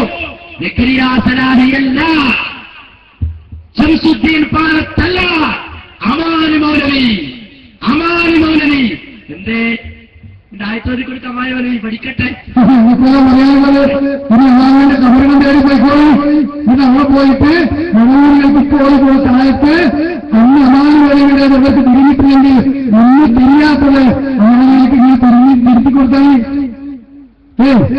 അത് കൃത്യമായിട്ട് ഉൾക്കൊള്ളാൻ സഹോദരങ്ങളെ പാകപ്പെട്ട ഉദാഹരണങ്ങളുടെ മുമ്പിൽ ആ പഴകിപ്പിടിച്ച ആരോപണങ്ങൾക്ക് ഇപ്പൊ കൊണ്ടുവരുമ്പോ നിങ്ങൾക്ക് തന്നെയല്ലേ മറുപടി പറയുന്നത് അല്ലേ? നമുക്കിപ്പോ ഒരു പണിയില്ല. ഇതെന്തായാലും സംഗതി? ഇത് സത്യത്തില് എന്താണെന്ന് ചോദിച്ചാല് പിന്നെ നമ്മളെ ഈ നെല്ലില് കൊപ്ര ആട്ടിയിട്ട് വെളിച്ചെണ്ണ ഉണ്ടാക്കിയിട്ട് ആ വെളിച്ചെണ്ണ കയ്യുമ്പോഴാകുമ്പോ ആ പുണ്ണാക്കെടുത്തിട്ട് കൈകൊണ്ട് നോക്കും. പുണ്ണാക്കൊണ്ട് വെളിക്കളിയാണ് ഏർപ്പാട്. അപ്പോഴും ഇങ്ങനെ പുണ്ണാക്കൊണ്ട് വെളിക്കളിയ പിന്നെ പണി ഈ കൊപ്പരാട്ടി വെളിച്ചെണ്ണ കയ്യിലാകുമ്പോൾ അപ്പുണ്ണാക്കെടുത്ത് വെച്ച് തുറക്കില്ല. എല്ലാവരും ഈ ആഹ്ലാദിക്കുന്നവരെ ക്ലിപ്പണിക്കുക, എന്നിട്ട് ഓൻ്റെപ്പത്തെ ക്ലിപ്പ് ഇട്ടിട്ട് പോയി തുറക്കലേക്ക് അവരോട് ക്ലിയറായി. ഇതെപ്പോഴും നടത്തപ്പെടണം. കാരണം എന്താ? ഇതാണ് ആദർശം വിട്ടുകൊണ്ട് പ്രിയപ്പെട്ടവരെ പോയാവുന്ന കഥ. ഇനി ഈ അബ്രഹാം ഫലത്തിൽ ഈ ചിത്രങ്ങൾക്കൊക്കെ നേതൃത്വം നൽകിയ ഈ വ്യക്തി തന്നെ ഉദാഹരണ പ്രസ്ഥാനത്തിൽ നേരെ മറുപടി വിഭാഗം അന്ന് ഉന്നയിച്ചപ്പോൾ അവിടെ അന്ന് അദ്ദേഹം നൽകിയ മറുപടി എന്ന് കേട്ടോളൂ.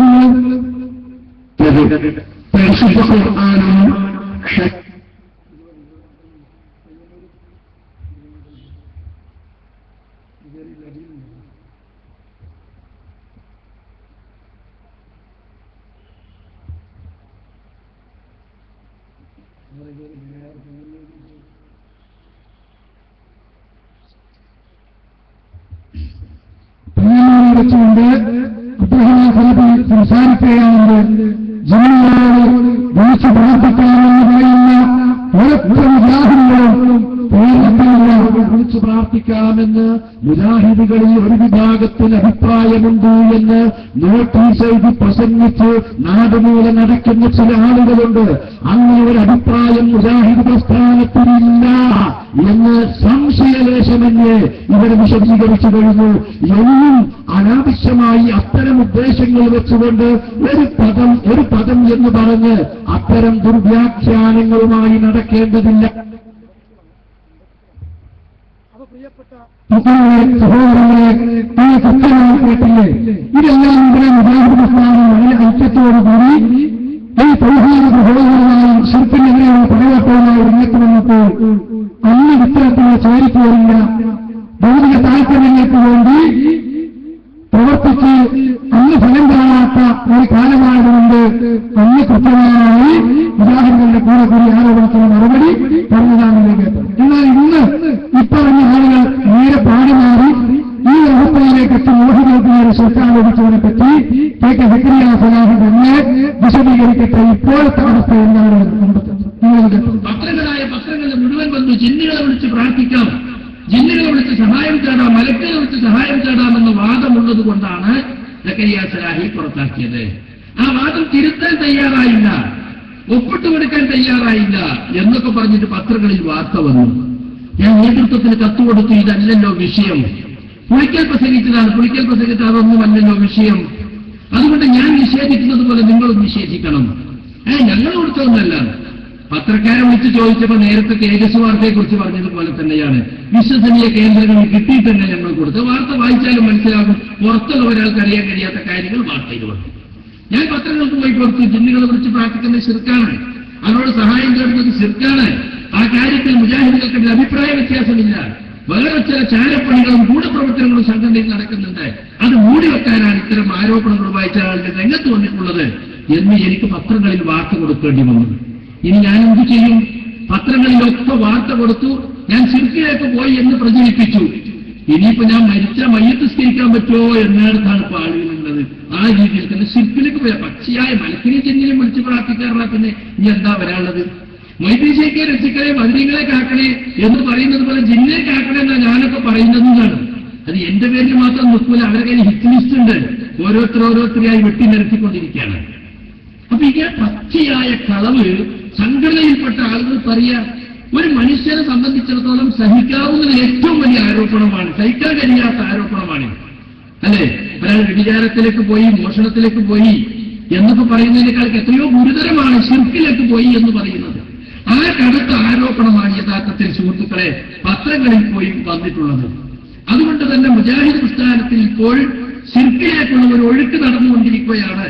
ചെറുപ്പക്കാരായ പ്രസംഗകരും പ്രവർത്തകരും വിദ്യാർത്ഥികളും ഒക്കെ ഈ ശിർക്കിലേക്ക് പോയിക്കൊണ്ടിരിക്കുന്നുവെന്ന് സ്റ്റേജ് കെട്ടി സാധാരണക്കാരെ വിളിച്ചുകൂട്ടി പറയുന്ന അത്യന്തം ഗുരുതരമായ ലജ്ജാവഹമായ ഒരവസ്ഥയാണ് യഥാർത്ഥത്തിൽ ഇപ്പോൾ മുജാഹിദ് പ്രസ്ഥാനത്തിൽ നിലനിൽക്കുന്നത്. വാസ്തവം എന്താണെന്നറിയോ? ഈ മൂവർ സംഘം ഒരു പുതിയ തൗഹീദ് കൊണ്ടുവന്നിട്ടുണ്ട്. തൗഹീദ് 2012 ഇപ്പോ എതിരാളികളും നമ്മളൊക്കെ അതിനെപ്പറ്റി പറയുന്നത്. 2012 ഇലക്ഷനോടനുബന്ധിച്ച് ഇതുവരെ ശിർക്കല്ല എന്ന് പറഞ്ഞിരുന്നൊരു കാര്യം ഇനി മുതൽ ശിർക്കാണ് എന്ന് പറഞ്ഞ് അബ്ദുറഹ്മാൻ സലഫി പറഞ്ഞു പഠിപ്പിച്ചു. തത്തമ്മയെ പൂച്ച എന്നതുപോലെ അനീഫ് കായക്കൊടിയും മനസ്സും അതങ്ങനെ ഏറ്റു പറഞ്ഞുകൊണ്ടിരിക്കുകയാണ്. അതിപ്പോ ഞങ്ങളൊക്കെ മാറ്റി പറയണമെന്നാണ് പറയുന്നത്. എന്നിട്ടോ അവർ പോയി ഇടവണ്ണയിൽ പോയി തൗബ ചെയ്തത്രേ, കരഞ്ഞത്രേ.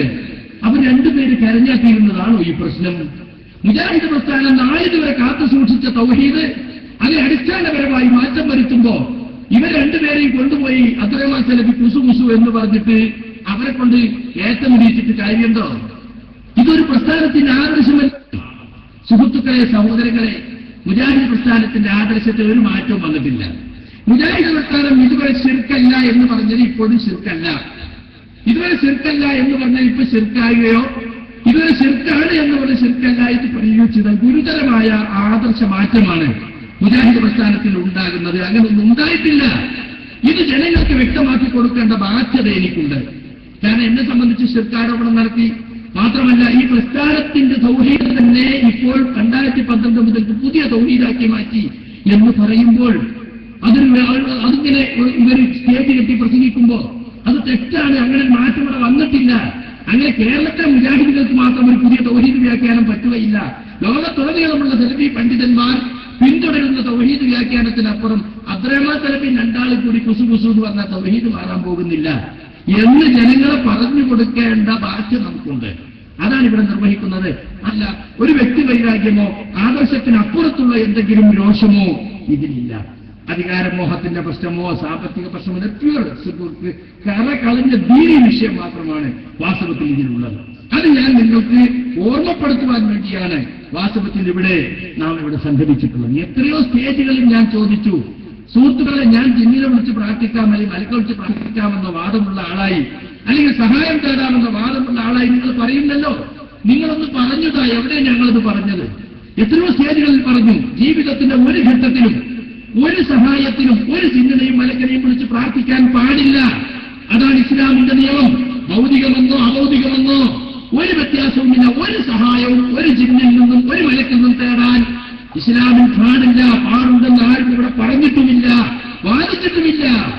എന്നാലും ഇല്ലാത്ത വാദം ഉണ്ടെന്ന് വെച്ചുകെട്ടി പറഞ്ഞ് അങ്ങനെ സ്ഥാപിക്കുവാൻ വേണ്ടി ചില ആളുകൾ ശ്രമിച്ചു നടക്കുന്നതാണ് വാസ്തവത്തിൽ ഇവിടെയുള്ള പ്രശ്നത്തിന്റെ മർമ്മം എന്ന് നിങ്ങൾ മനസ്സിലാക്കും.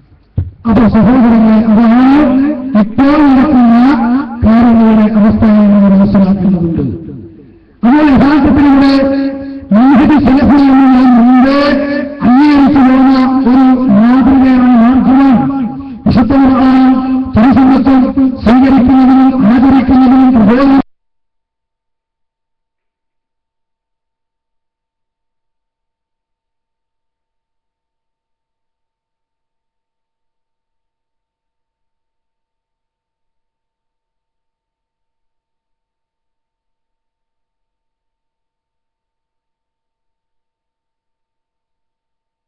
നമ്മളൊക്കെ അങ്ങനെ തന്നെ മുഖ്യതകളായി അംഗീകരിക്കണമെന്നാണ് ഇപ്പോൾ നമ്മളോട് സർക്കാർ വെച്ച് ആവശ്യപ്പെടുന്നത്.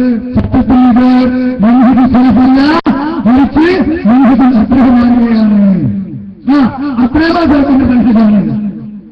ഈ അബ്രഹ്മാനത്തിനാക്കി മൻഹജ് അബ്രഹ്മാനിയ സ്വീകരിക്കേണ്ടതില്ലെന്ന് ഈ മൻഹജ് അബ്രഹ്മാനിയയുടെ ഡയറക്ടറായ ഈ പണ്ഡിത സഭയിലെ വലിയ ഉസ്താദായ സാഹിബ് നമ്മളോട് പറയാറുണ്ട്, നമ്മൾ സ്വീകരിക്കേണ്ടത് സംഘടനാ തീരുമാനമല്ല, സലഫി മൻഹജാണ്. കേട്ടോളൂ. എന്തായിരിക്കണം മുസ്ലിമിന്റെ വ്യക്തിത്വം ഏത് സന്ദർഭത്തിലുമെന്ന്. ഇതേപോലെ തന്നെ രാഷ്ട്രീയ നിലപാടുകളാണെങ്കിലും സാമൂഹ്യമായ ഇടപെടലുകളാണെങ്കിലും എല്ലാം നമ്മൾ എങ്ങനെയാകണം? ഖുർആനും സുന്നത്തും സലഫുകളുടെ മാർഗവും പിൻപറ്റുക എന്നാണ് നമ്മൾ പറഞ്ഞത്. അതല്ലാതെ നദവത്തുൽ മുജാഹിദീൻ പറയുന്നത് സ്വീകരിക്കുക എന്നോ ജമാഅത്തെ ഇസ്ലാമി പറഞ്ഞത് സ്വീകരിക്കാതിരിക്കുക എന്നോ അല്ല. ഖുർആനും സുന്നത്തും സലഫുകളുടെ മാർഗവും പിൻപറ്റുക എന്നാണ് നമ്മൾ പറഞ്ഞത്. അതല്ലാതെ നദവത്തുൽ മുജാഹിദീൻ പറയുന്നത് സ്വീകരിക്കുക എന്നോ ജമാഅത്തെ ഇസ്ലാമി പറഞ്ഞത് സ്വീകരിക്കാതിരിക്കുക എന്നോ അല്ല. ഇതാണ് നമ്മൾ ഇത്ര കാലം പറഞ്ഞത്. നമ്മൾ മുഖ്യമന്ത്രികളാണ്, നമ്മൾ മുത്തകളാണ്. അതുകൊണ്ട് അന്ധമായിക്കൊണ്ട് നമ്മൾ ഒരിക്കലും തന്നെ ഒരു വ്യക്തിയെയോ ഒരു പ്രസ്ഥാനത്തിന് തീരുമാനത്തെയോ നമ്മൾ സമ്മതമായി വിഴുങ്ങാൻ പാടില്ല. എന്നാൽ പ്രമാണങ്ങൾ സ്ഥിരപ്പെട്ട് കഴിഞ്ഞാലോ അത് സ്വീകരിക്കണം. അതിന് മുകളിൽ ഊഴൽ കാണിക്കാൻ പാടില്ല. എന്നാൽ ഇപ്പോൾ അത് മാറ്റി സംഘടന സർക്കുലർ അയച്ചിട്ടുണ്ട്. സംഘടന ഭായിമാർ പറയുന്ന പ്രത്യേകം തിരഞ്ഞെടുത്തവർ അത് നിങ്ങൾ അക്ഷരാർത്ഥത്തിൽ വിഴുങ്ങിക്കോളുക. ഇതൊരു ആയത്തോട് എന്താണ് ന്യായമുള്ളത്? ഇത് മാത്രം മാറ്റുകൊടുമില്ല. ഈ നിലവാരത്തിലേക്ക് പണം കൊടുത്ത് ദാരിമാനവരെ ദുരുപയോഗം ചെയ്തു.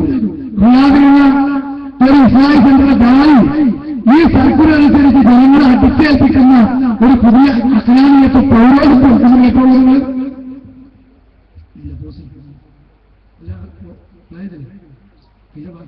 ഏത് പ്രശ്നങ്ങളുണ്ടായിരുന്നാലും നമ്മൾക്ക് നേതൃത്വം നൽകുന്ന, നമുക്ക് മാർഗനിർദ്ദേശം നൽകുന്ന പണ്ഡിതന്മാർ ആ വിഷയത്തെക്കുറിച്ച് എന്തു പറഞ്ഞോ അത് അക്ഷരാർത്ഥത്തിൽ നമ്മൾ സ്വീകരിക്കുക.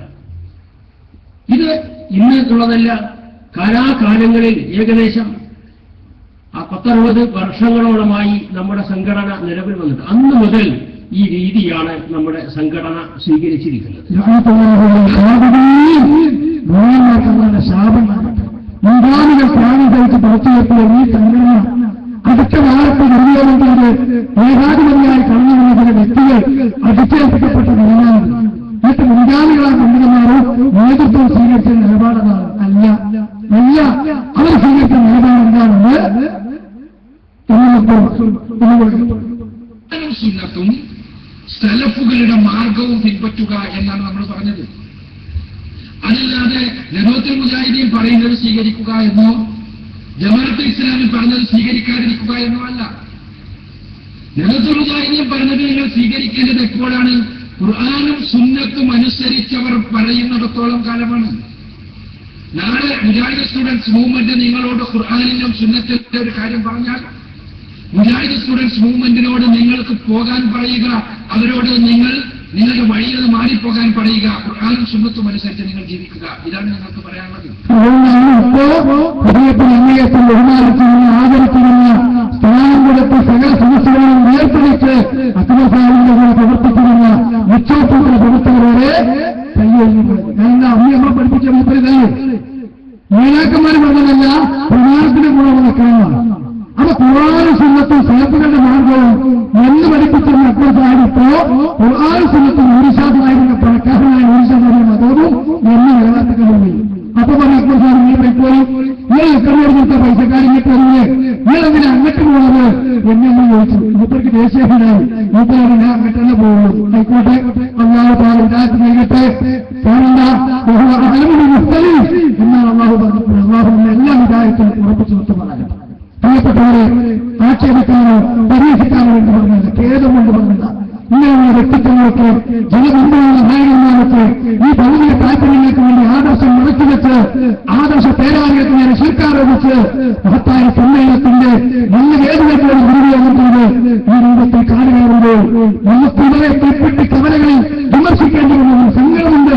പക്ഷെ എന്ത് ചെയ്യും, കാലം അങ്ങനെ ഒരു അവസ്ഥയിലേക്ക് നമ്മൾ എത്തിച്ചു. ഇതൊരു പരീക്ഷണ കാലഘട്ടമാണ്. അതുകൊണ്ട് അവസാനിപ്പിക്കുമ്പോൾ ഈ രൂപത്തിൽ മോശങ്ങളായ ആളുകൾക്ക് നേരെ ശിർക്കാരോപിച്ച് ഇതുവരെ സ്ഥലത്തുകൾ പറയാത്ത വിഷയം ജന്മിന്റെയും മയക്കുന്ന വിഷയത്തിൽ പറഞ്ഞ് ഭൗതികമാണെന്നും അവരുടെ പ്രവർത്തനങ്ങൾ കാര്യകാലമെന്ന് അപ്പുറത്താണെന്നും പറഞ്ഞുകൊണ്ട് യഥാർത്ഥത്തിൽ പറിച്ചു നൽകുകയാണ് സിദ്ധത്തിൽ പങ്കുചേർത്തവർ സ്വയം ശക്തിയിലേക്ക് എത്തിപ്പെട്ടവർ യഥാർത്ഥത്തിൽ മുടമൂരികളുടെയും കുമൂരികളുടെയും ആദർശത്തിൽ പോയി വീഴുന്നതാണ് ഇനി നിങ്ങൾ കേൾക്കാൻ പോകുന്നത്. അതുപോലെ പറഞ്ഞാൽ അവസാനിപ്പിക്കാം. 2007 ഹദീസ് നിഷേധിച്ചുകൊണ്ട് കടന്നു വന്ന സലാം ചെയ്യുന്നത്, പ്രമാണങ്ങളെ നിഷേധിച്ചുകൊണ്ട് കടന്നു വന്ന സലാം ചെയ്യുന്നത്. അദ്ദേഹം പറഞ്ഞു ജന്നും മലക്കും അബോധമാണ്. അതുകൊണ്ട് തന്നെ ആ അബോധിക ശക്തികളായ ജന്നും മലക്കും നമ്മെ സഹായിക്കുമെന്നോ നമ്മെ ഉപദ്രവിക്കുമെന്നോ വിശ്വസിച്ചാൽ അവന്റെ വിശ്വാസത്തിൽ ശിർക്ക് വന്നു എന്നാണ് അയാൾ പറഞ്ഞത്. നിറഞ്ഞ വഴിയിലൂടെ അദൃശ്യമായ വഴിയിലൂടെ നാം ഭയപ്പെടേണ്ടത് അല്ലാഹുവിനെ മാത്രമാണ്. ആർക്കാ സംശയം? നിറഞ്ഞ വഴി അദൃശ്യ വഴി എന്നതുകൊണ്ട് അവിടെ നാം കൃത്യമായ ഉദ്ദേശത്തിൽ കാര്യകാലബന്ധങ്ങൾക്ക് അപ്പുറത്തുള്ള വഴി അഭൗതികമായ മാർഗത്തിലുള്ള വഴിയാണ്. അല്ലാതെ കണ്ണിക്കാണാത്ത വഴിയിലൂടെ അല്ലാഹു സുബ്ഹാനഹു വ തആലയെ മാത്രം ഭയപ്പെടാതെ അല്ലാത്തവരെ ഭയപ്പെടാൻ പാടില്ല എന്ന് പറഞ്ഞ പ്രിയപ്പെട്ട സഹോദരങ്ങളെ, ഒരു മറുപടിയാണ് ആക്രമിക്കാനോ കത്തേറ്റ് നിന്ന് ഒന്നെ കുത്തുള്ളതെന്ന് പഠിച്ച ശിർക്കായി. അപ്പൊ എന്താണ് നിറഞ്ഞ വഴി എന്നതുകൊണ്ട് ഉദ്ദേശിച്ചത് അത് ഇയാൾക്ക് തിരിഞ്ഞില്ല. അത് ഇയാളെ മാറ്റിമറിച്ചു. ആ മാറ്റിമറിച്ച വ്യതിയാനം ഇങ്ങനെ കേൾക്കുക, അതിന് സക്രിയാസനായി വർഷങ്ങൾക്ക് മുമ്പ് മറുപടി പറഞ്ഞു. ഈ പാരമ്പര്യത്തിലേക്ക്, ഈ വ്യതിയാനത്തിലേക്ക് ഇന്ന് എത്തിപ്പെട്ടത് ആരാണെന്ന് ഞാൻ കേൾപ്പിച്ചതാണ്. കേട്ടോ ഇത് സുഹൃത്തുക്കളെ, ഇയാൾ ശൈത്താനെ പേടിക്കുന്നതിനെ കുറിച്ച് വേറെ തട്ടിപ്പറത്തോളി. പടച്ചോനെ പേടിക്കുന്നത് പോലെ ശൈത്താനെ പേടിക്കണമെന്നാണ് നമ്മൾ പറയുന്നത്. ഇത് വരുത്തി തീർക്കാം. നമുക്ക് തൗഹീദിൽ പേച്ചുകൊണ്ട് വരുത്തല്ലോ, അതിനുവേണ്ടി ഇയാൾ കളിക്കുന്ന കളിയാണ്. ഒന്നാമത്തത്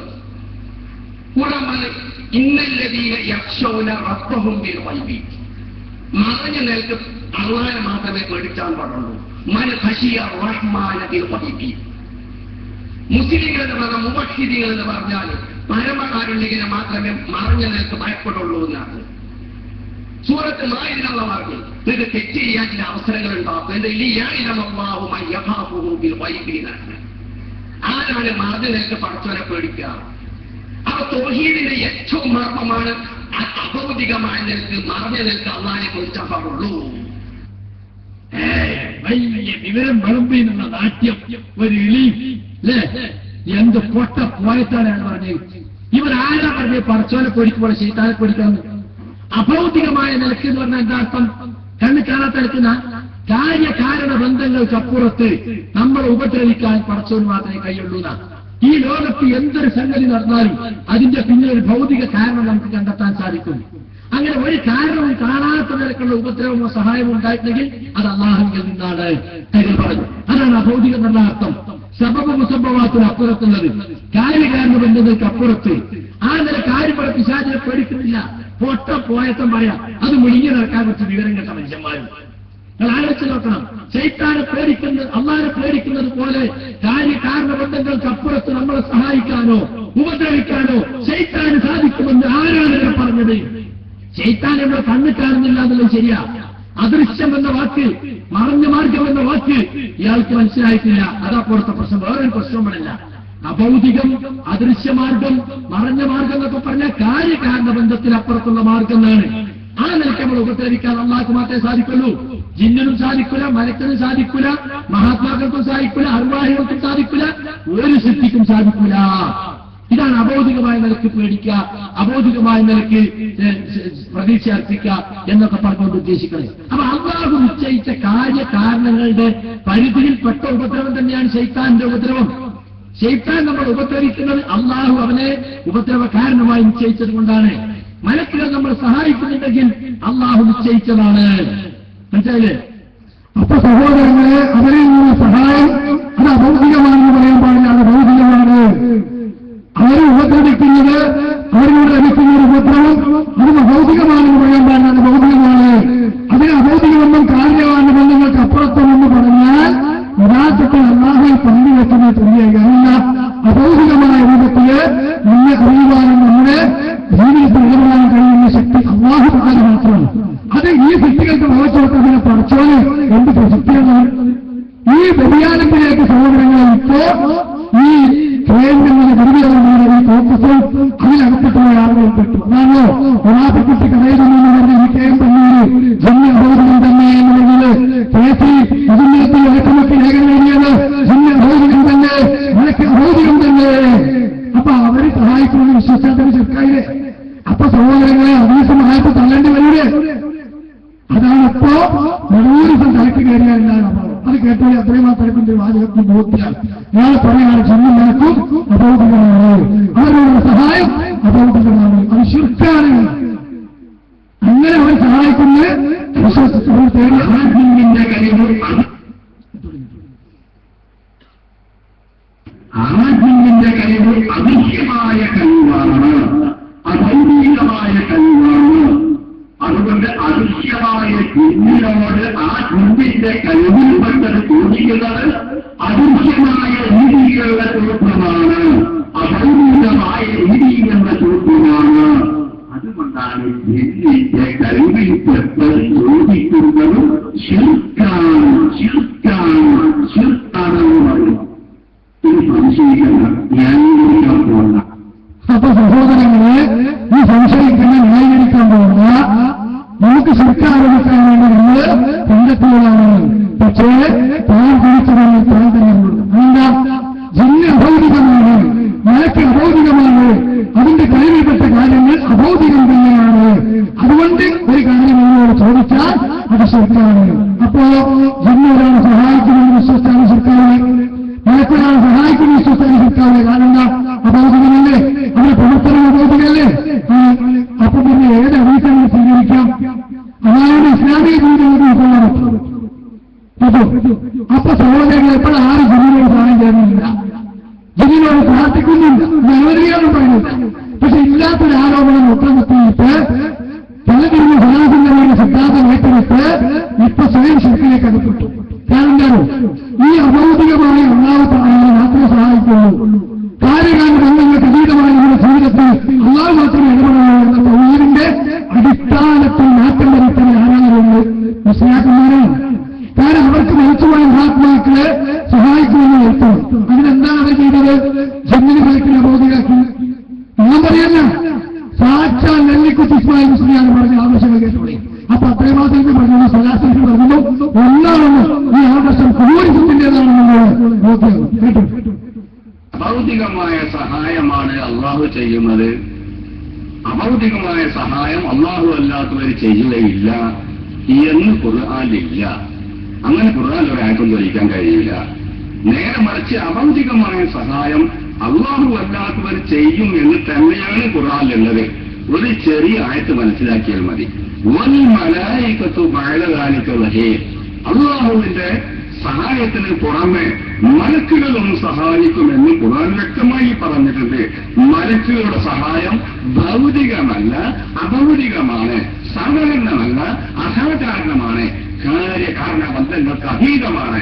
ചുരുക്കത്തിൽ അഭൗതികമായ സഹായം അത് അല്ലാഹു മാത്രമേ ചെയ്യുകയുള്ളൂ, മറ്റ് അമ്പിയാക്കളോ മലക്കുകളോ ചെയ്യുകയില്ലെന്ന് ഖുർആനിൽ ഇല്ല. ഉണ്ടെന്ന് പറയുന്നത് ശുദ്ധ കളവാണ്, ആർക്കും തെളിയിക്കാനും സാധ്യമല്ല.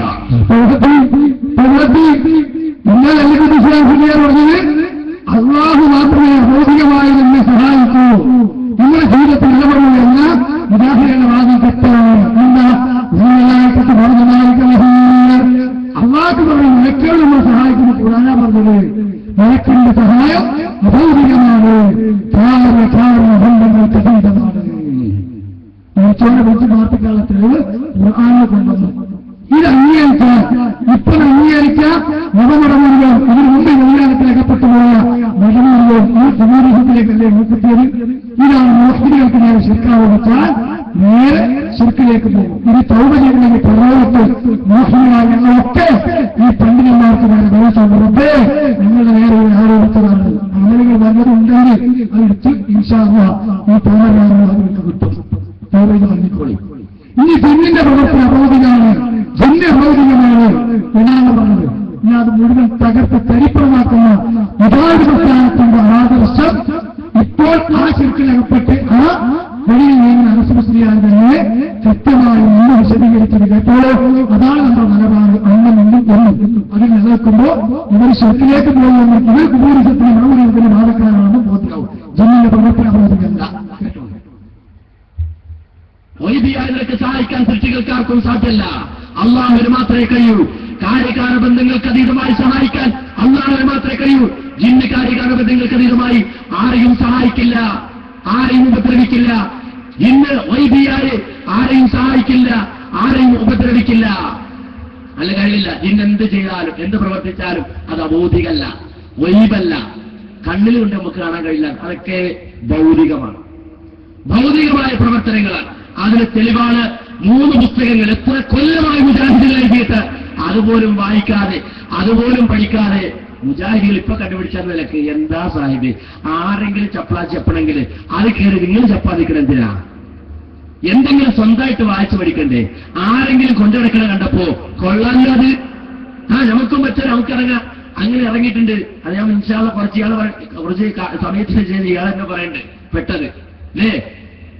ചാത്തൻ പോത്തൻ കുറുഞ്ചാത്തന്മാർ തെക്ക് വടക്കോട്ട് ഓടുകയാണ് എന്ന് മുദ്രാവാക്യം വെച്ചാൽ കുറെ ചാത്തന്മാരും പോത്തന്മാരും തിരുവനന്തപുരം മുതൽ കാസർഗോഡ് വരെ ആ ചരിചനും കൊണ്ട് ഓടി നോക്കി. ഇതൊന്നും സംഭവിച്ചോ? വല്ലതും സംഭവിച്ചോ? കേരളത്തിൽ വല്ലതും സംഭവിച്ചോ? കുറെ ചാത്തന്മാർ റോഡിലൂടെ ഓടിയെന്നല്ലാതെ. അതുകൊണ്ട് ആരെങ്കിലും തുപ്പിയത് അത് വാരി എണ്ണാക്കിയിടാൻ ശ്രമിക്കരുതേ പൈസി എന്നാണ് ഈ സമയത്ത് വളരെ സ്നേഹത്തോട് ഉപദേശിക്കാനുള്ളത്. അല്ലെ, കുറെ ഓടിയതല്ലേ ഇതൊക്കെ? ഇവിടെ ഇതൊന്നും പുതിയതല്ലല്ലോ, പുതിയതായിട്ട് അവതരിച്ച പുതിയ ചിഹ്നമല്ലല്ലോ. നേരെ മറിച്ച് പുതിയതല്ല, പഴയതാ. ഇതിനൊക്കെ കൃത്യമായി വ്യക്തമായി മുജാഹിദ് പ്രസ്ഥാനം മറുപടി പറഞ്ഞു കൊടുത്തിട്ടുണ്ട്. മുജാഹിദ് പ്രസ്ഥാനം മറുപടി പറഞ്ഞു കൊടുത്തിട്ടുണ്ടെന്നല്ല, പറഞ്ഞിട്ടുണ്ടെന്നല്ല, പറഞ്ഞിട്ടുണ്ടെന്നല്ല, ജപ്പാൻവരി പറഞ്ഞിട്ടുണ്ടെന്നല്ല, മുജാഹിദ് പ്രസ്ഥാനം മറുപടി പറഞ്ഞു കൊടുത്തിട്ടുണ്ട്. ഈ മറുപടിയിൽ ഉറച്ചു നിന്നാൽ പോരായ്മ മുസ്ലിയാരെ. ഇതിപ്പോ സ്വന്തം അങ്ങനെ പിന്നീട് പറഞ്ഞു കൊടുക്കുക. എത്രയും കിട്ടും ബഹുമാനപ്പെട്ട മനസ്സിലാക്കുന്ന ചെങ്ങലിരിക്കുമെന്ന് പറഞ്ഞു കൊടുക്കി. കാരണം അവരൊക്കെ തെറ്റിദ്ധരിച്ച് നിൽക്കുകയാണ്. പാപങ്ങൾ, സാധുക്കൾ ജഹാനത്ത് മൂടിക്കിടക്കുകയാണ്.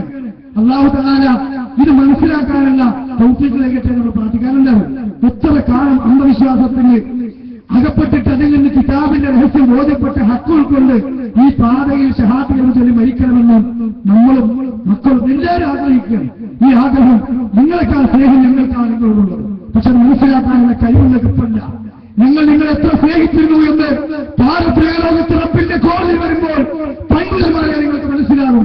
ഇപ്പൊ നിങ്ങൾ ഹൃദയം മുറിച്ചു നോക്കിയാൽ നിങ്ങൾക്ക് ശിർക്കാരോപനെ കാണുന്നു, ചോരമോപനെ കാണുന്നു.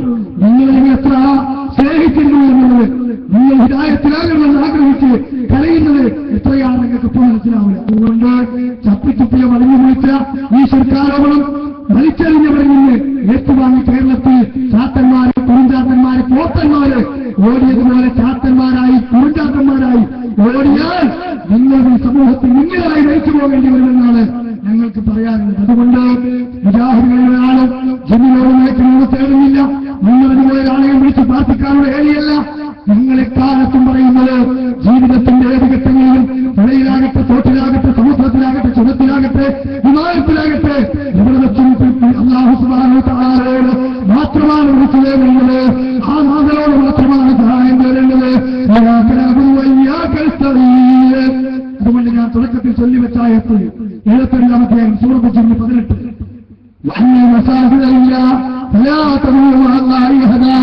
നിശ്ചയം പള്ളികൾ അല്ലാഹുവിന്റെ ഭവനമാണ്. ആ പള്ളിയിലത്തെ അല്ലാഹുവിനോടൊപ്പം മറ്റൊരാളെയും നിങ്ങൾ വിളിച്ചു പ്രാർത്ഥിക്കാൻ പാടില്ല. ഈ ആദർശം നെഞ്ചിലേറ്റി ഇതിൽ നിന്ന് ഭിന്നമായി സ്വീകരിച്ച് കണ്ണിനെയും ഭരത്തെയും മുന്നോട്ടുപോയ മഹാത്മാക്കളെയും കെട്ടിയെത്തപ്പെട്ട ജാനങ്ങളെയും ആൾദൈവങ്ങളെയും അമ്മമാരെയും ചിഹ്നന്മാരെയും പെങ്ങന്മാരെയും ഈ രൂപത്തിൽ ആരാധിച്ച് പ്രാർത്ഥിച്ച് ശിർക്ക് ചെയ്തു പോകുന്ന മുസ്ലിം സമുദായം ഇവിടെ നിലനിൽക്കുമ്പോൾ അനവധി വിജ്ഞാനത്തിന്റെ കക്ഷികൾ ഇവിടെ ഉണ്ടാകുമ്പോൾ ചിലപ്പോൾ നെഞ്ചിലേറ്റി പ്രമാണത്തിന്റെ പിൻബലത്തിൽ അവർക്ക് ധീരെത്തിച്ചു കൊടുക്കുമ്പോൾ ഈ മഹത്തായ ആദർശ പ്രസ്ഥാനമല്ലാതൊന്നുമില്ല. ഇതിന് ദുരുപയോഗം ചെയ്തുകൊണ്ട് ഇതിന്റെ ഈ മുജാഹിദുകളെ തമ്മിൽ ചേർതിരിച്ച് തമ്മിൽ തല്ലിച്ചവർക്ക് പ്രവചിയാതെ മടങ്ങിപ്പോയാൽ ലോകത്തും പരലോകത്തും ഉണ്ടാകുന്ന അപകടകരമായ ശിക്ഷ ഓർത്തുകൊണ്ട് ഗൗരവത്തോടുകൂടി നീങ്ങും. അങ്ങനെയുള്ള അപകടങ്ങളിൽ അകപ്പെട്ടവര് തിരിച്ചു വരണം. അവർക്ക് വേണ്ടിയുള്ള താക്കീതാണിത്. മനസ്സിലാക്കന്മാർ ഈ സമൂഹത്തിന് മുന്നിൽ കെട്ടിവെച്ച അന്ധവിശ്വാസങ്ങൾ കൃത്യമായി മനസ്സിലാക്കി അത് വലിച്ചെറിഞ്ഞ് ഖുർആനിലേക്കും സുന്നത്തിലേക്കും ഇസ്ലാമിന്റെ തൗഹീദിലേക്കും കടന്നുവന്ന് മുഹ്സിനുകളായി നമ്മൾ മരിച്ചു പോകണം.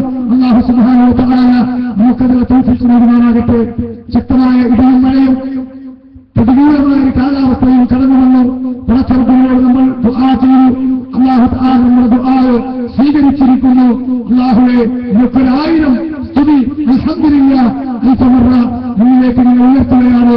എന്നാലും നിങ്ങൾക്ക് മഴ പെയ്യുന്നത് സമൃദ്ധമായ മഴയെ നീക്കണേ തമ്പുരാന്. അല്ലാഹുവേ ഈ രൂപത്തിൽ വിനയാനിതരായി നിന്റെ ദീനിന് വേണ്ടി പ്രവർത്തിക്കുന്ന സമ്പത്ത് കൊണ്ടും ആരോഗ്യം കൊണ്ടും പരിമിതമായി ഇരുന്നുകൊണ്ടും ഓടി നടക്കുന്ന ആളുകൾക്ക് നിന്റെ സഹായം നൽകണേ തമ്പുരാന്. നിങ്ങളുടെ സംസാരം ജനമനസ്സുകളിൽ സ്വാധീനമുണ്ടാക്കി തന്നെ തമ്പുരാന്. അല്ലാഹുവേ ഒരുപാട് പ്രയാസങ്ങൾ ഈ മാനസികവും ശാരീരികവും സാമ്പത്തികവുമായി നേരിട്ടുകൊണ്ടിരിക്കുന്നവരാണെങ്കിൽ നിങ്ങളെല്ലാം നല്ല ആളുകൾ ഈ ഹാസിലാക്കി തന്നെ തമ്പുരാന്. ഒന്നുപോലുള്ള ഭാഗങ്ങൾ അല്ലാഹുവെ ബോധപൂർവ്വമുള്ളതും അല്ലാതെയുണ്ട് എല്ലാം പുറത്തു തന്നെ തമ്പുരാന്. മുസ്ലിങ്ങളായ നിങ്ങൾക്ക് നേരെ ഈ സമൂഹത്തിൽ ശിർക്കാരോപിച്ച് തൗഹീദിനെ തടസ്സപ്പെടുത്തുന്ന ആളുകൾക്ക് നേർപ്പുനം കാണിച്ചു കൊടുക്കുന്നത് സ്വതന്ത്രമായി നീങ്ങുന്നവർ തകർത്ത് കരിപ്പണമാക്കുന്നത് ربنا تقبل منا انك انت السميع العليم وتب علينا انك انت التواب الرحيم. اللهم صل على محمد وعلى ال محمد. سبحانك اللهم وبحمدك اشهد ان لا اله الا انت استغفرك واتوب اليك. السلام عليكم ورحمه الله وبركاته.